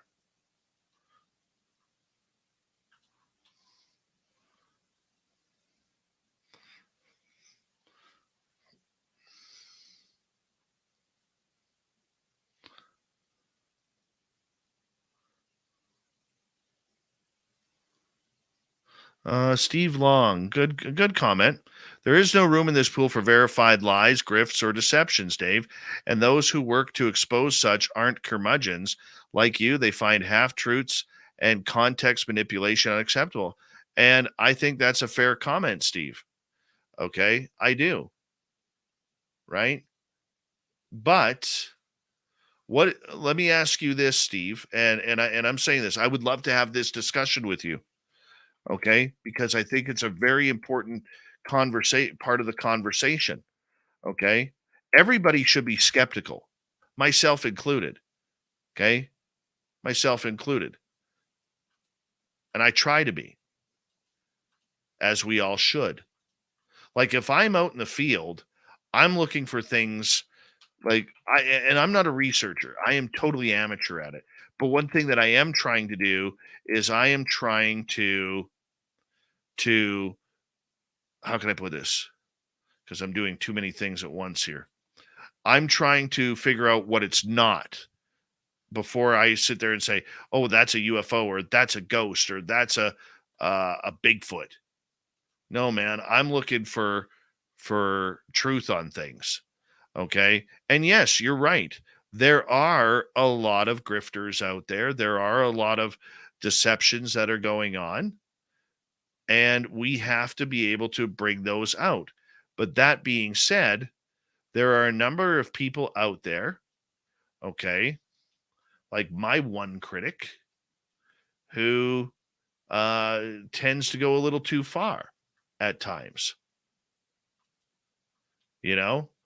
He's called into question I've been called into question about my journalism. I've been called into question about my own experiences. Hey, John Music, how you doing, buddy? I've been called out on a lot of things, right? But the big question is, what is proof? What is empirical proof or proof in general? Because right now, we have many in this field who just want to shut down everything.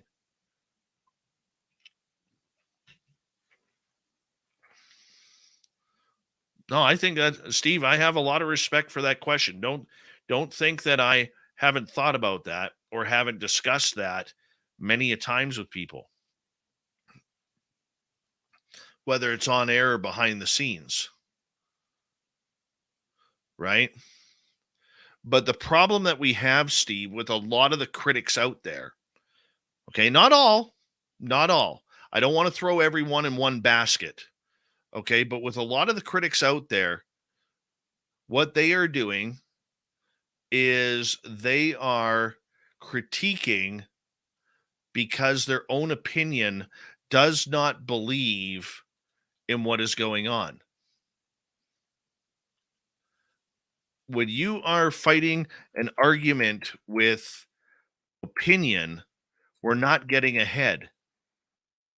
So I think your opinion is great, and your opinion on what you're saying is 100% logical, right? But just because you or somebody else may not believe that people have been taken, or people can summon UFOs, or people can live in a haunted house or whatever, doesn't mean that it isn't happening. And that's kind of the point that I'm trying to get across.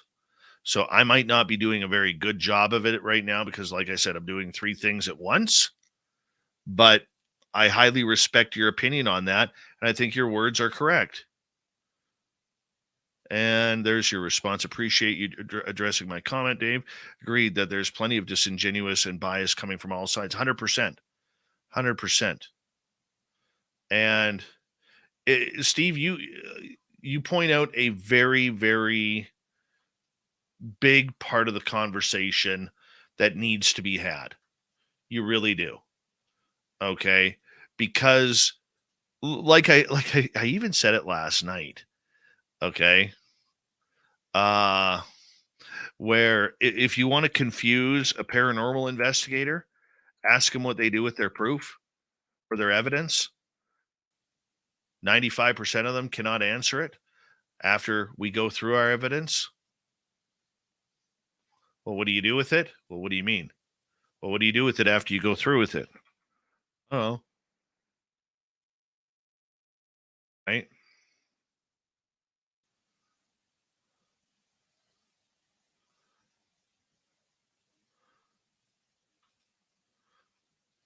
That's what it's all about.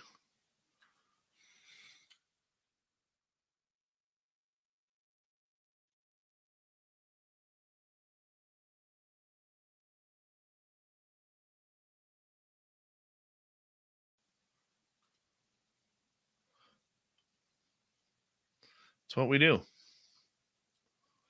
think I got them all. Hey, I did. Even better.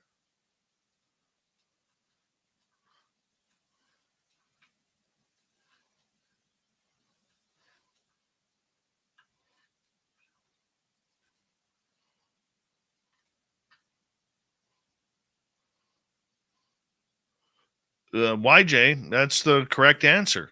Good evidence should be cataloged and made available for cross-reference. 100%. 100%.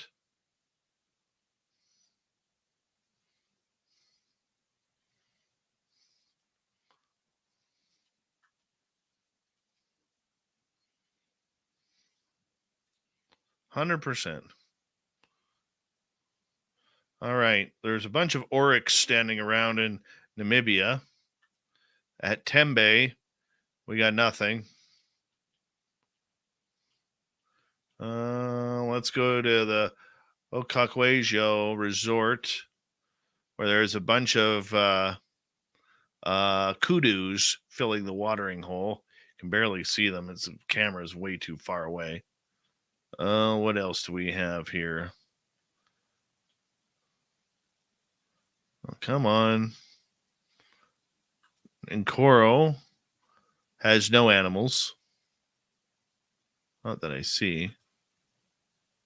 No, that's a tree. Let's go to Tau. What the hell is that? Looks like a deer. Let's go to Rosie's Pan and see if the hippo is back. Since apparently I like hippo ass. Oh, that was awesome. You like hippo ass? Yeah, I like hippo ass. Oh, and they're panning the camera again.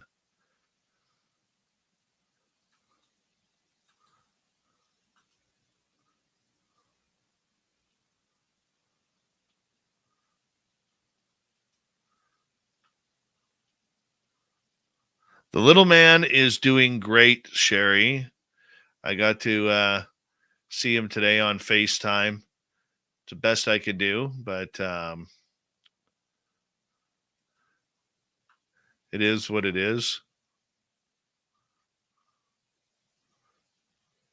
Still got some time with him and my daughter. Spent about 35 minutes chatting with them today, which was wonderful.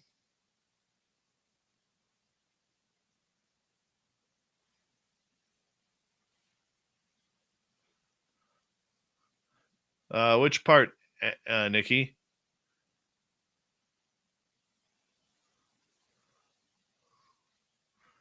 Where is that hippo? Come on, show us that ass, hippo. Show us that ass.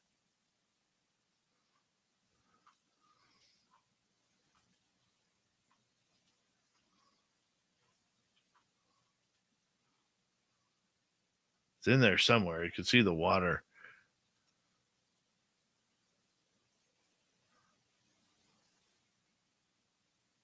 Oh, yeah, the whole hippo ass thing. That's funny. All right, there we go. Let's bring that up. There we go. Look at that big piece of elephant poop there. That guy must have had pasta.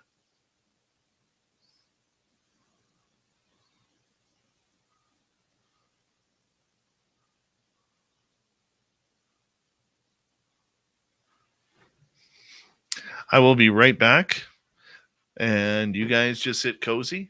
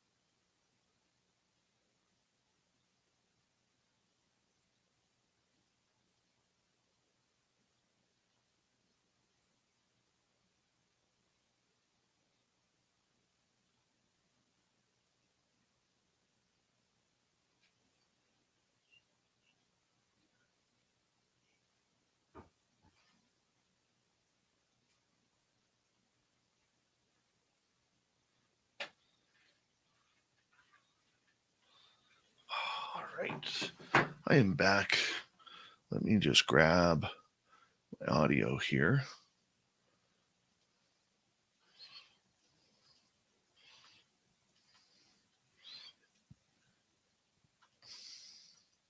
Ooh, don't want to do that. Remove. Oh, excuse me. Remove. 3, 4, and 5. Get you back to. Oh, Rosie's pan, you're boring. God, I hate that, how they have the camera going now. What's this one? Oh, look at that. Look at that. Beautiful. Beautiful. Look at that. That's just wonderful.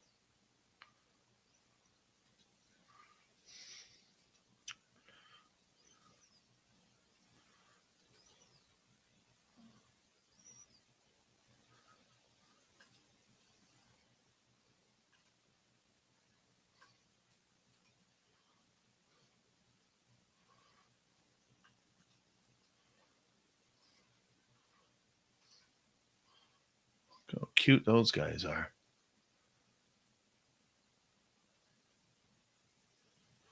Bear with me. I saw that comment on my bigger screen. I'll get to it momentarily.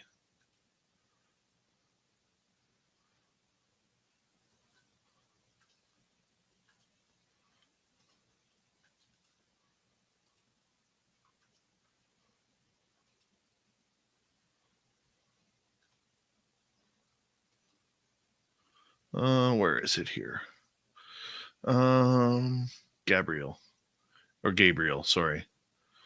Dave, have you noticed during your research that YouTube has been pulling incredible UFO evidence off their platform? It started during the net neutrality debate back in 2015. To be honest with you, I have noticed not just YouTube videos going away, but I've noticed a lot of interviews that I have wanted to re-look at that have disappeared.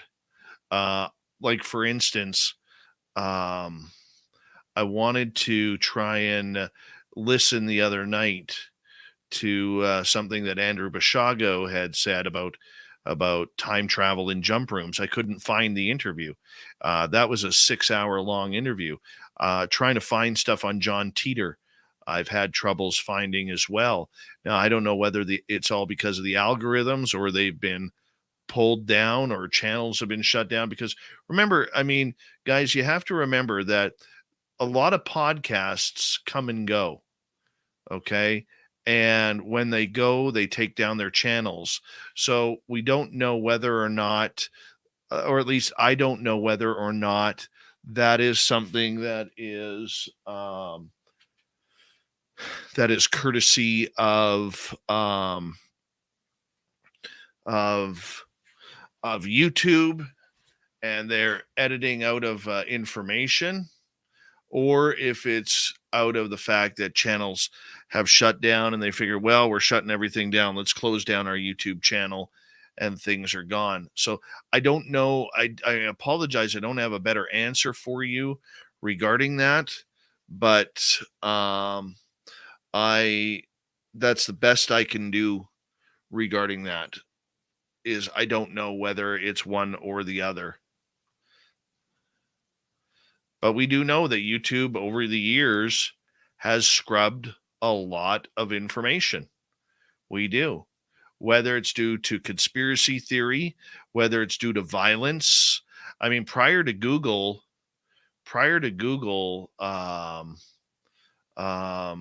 taking over YouTube, you could find everything on YouTube. It was like E-Bomb's world, right? I mean, you could find some pretty grotesque stuff on YouTube. And, they've eliminated a lot of that.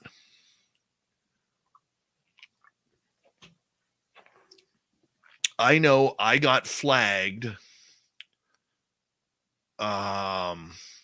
in 2019 for a video that I had done, or an interview I had done 2 or 3 years previous with somebody who's now been booted off of YouTube. And I would never have him on the show again after I found out that he was a Holocaust. He became a Holocaust denier. I don't put up with that. But I mean, this guy was fantastic in a lot of his research regarding many conspiracies. You know, I mean, you take 9/11. It's hard to find stuff on 9/11 these days, or whatever. You know, but a lot of these deep conspiracies, they've all been thrown into the trash. Along with a lot of truth that was out there about, you know, the you oh, look at that guy. Look, hello, Mr. Giraffe. Just saunter on through, will you? Oh yeah. Well, boy, that's like a squirrel moment there, eh? Look how gorgeous that guy is. Wonder where he's heading. Wonder if he's singing a song, you know, like home on the range where the deer and the antelope play. Who knows?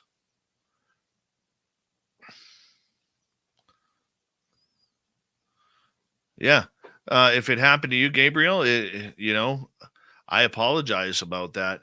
I mean, you do have to, you know, on YouTube, you do have to play by the rules. It's unfortunate, but that's why the BitChute and Rumble have come together regarding that, and that's why you know, other channels have kind of stepped up regarding that as well. I mean, YouTube isn't an innocent group. They've covered up a lot. So, but on the flip side, you know, it's a private corporation, and if you want to be a part of their family, you have to play by their rules. I mean, we may not agree with it, but every day there's a billion people on this planet that tune into YouTube one way or another, whether it's for programming like ours, or Mr. Beast, or you know, video games, or what have you.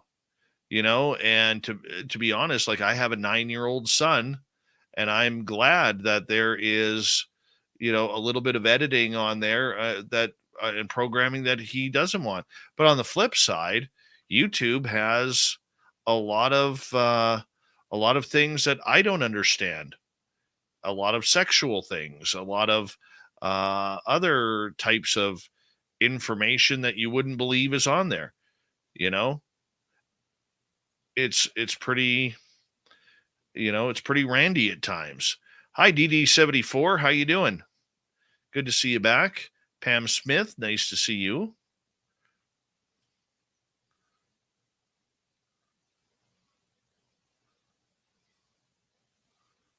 Look at that big guy. That is beautiful.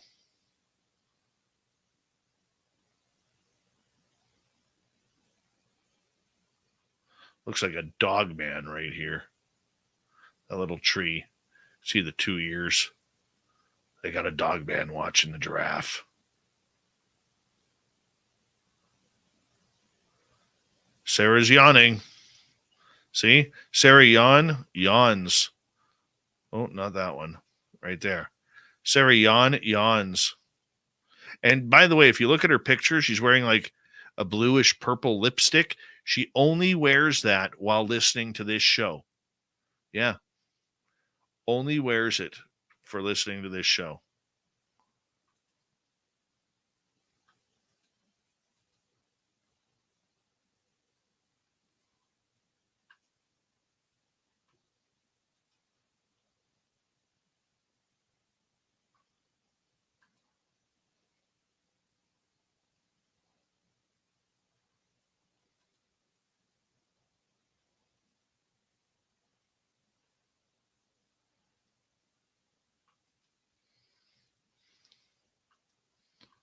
You can't make that stuff up.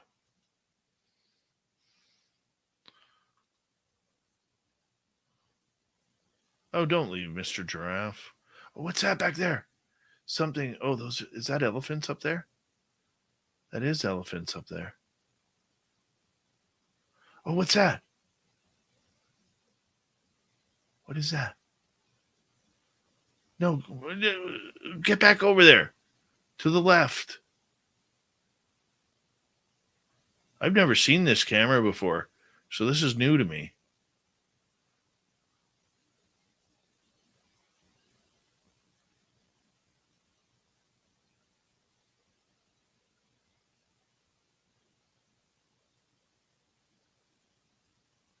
Look at his gorgeous coloring, though.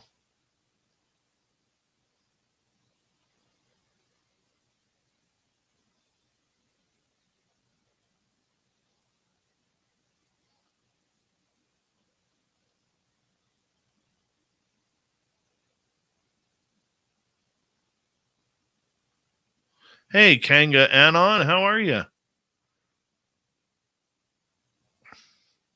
This is somewhere in Africa.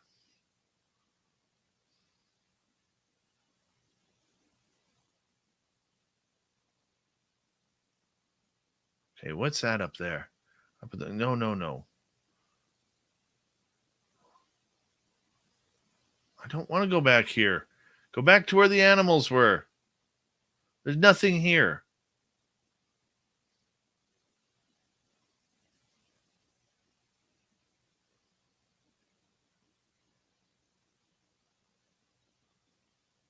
Oh, you ruined it.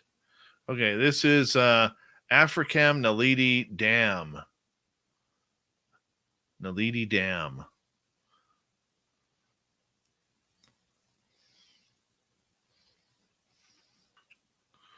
All right. Let's send that off since those are complete.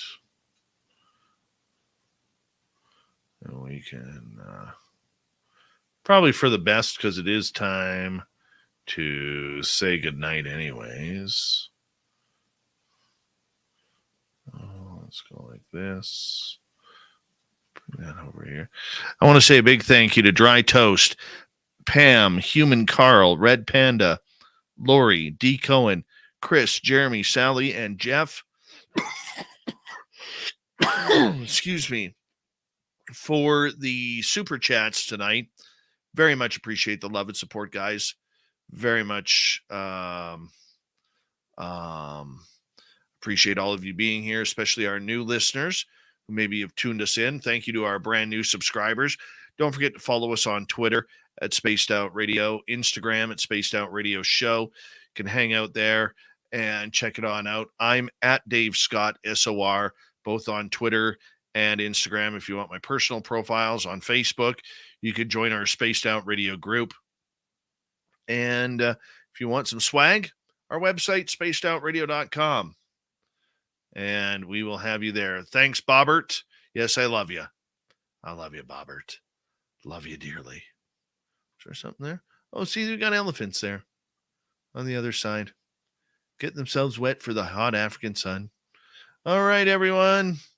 We'll say goodnight to you. See you later.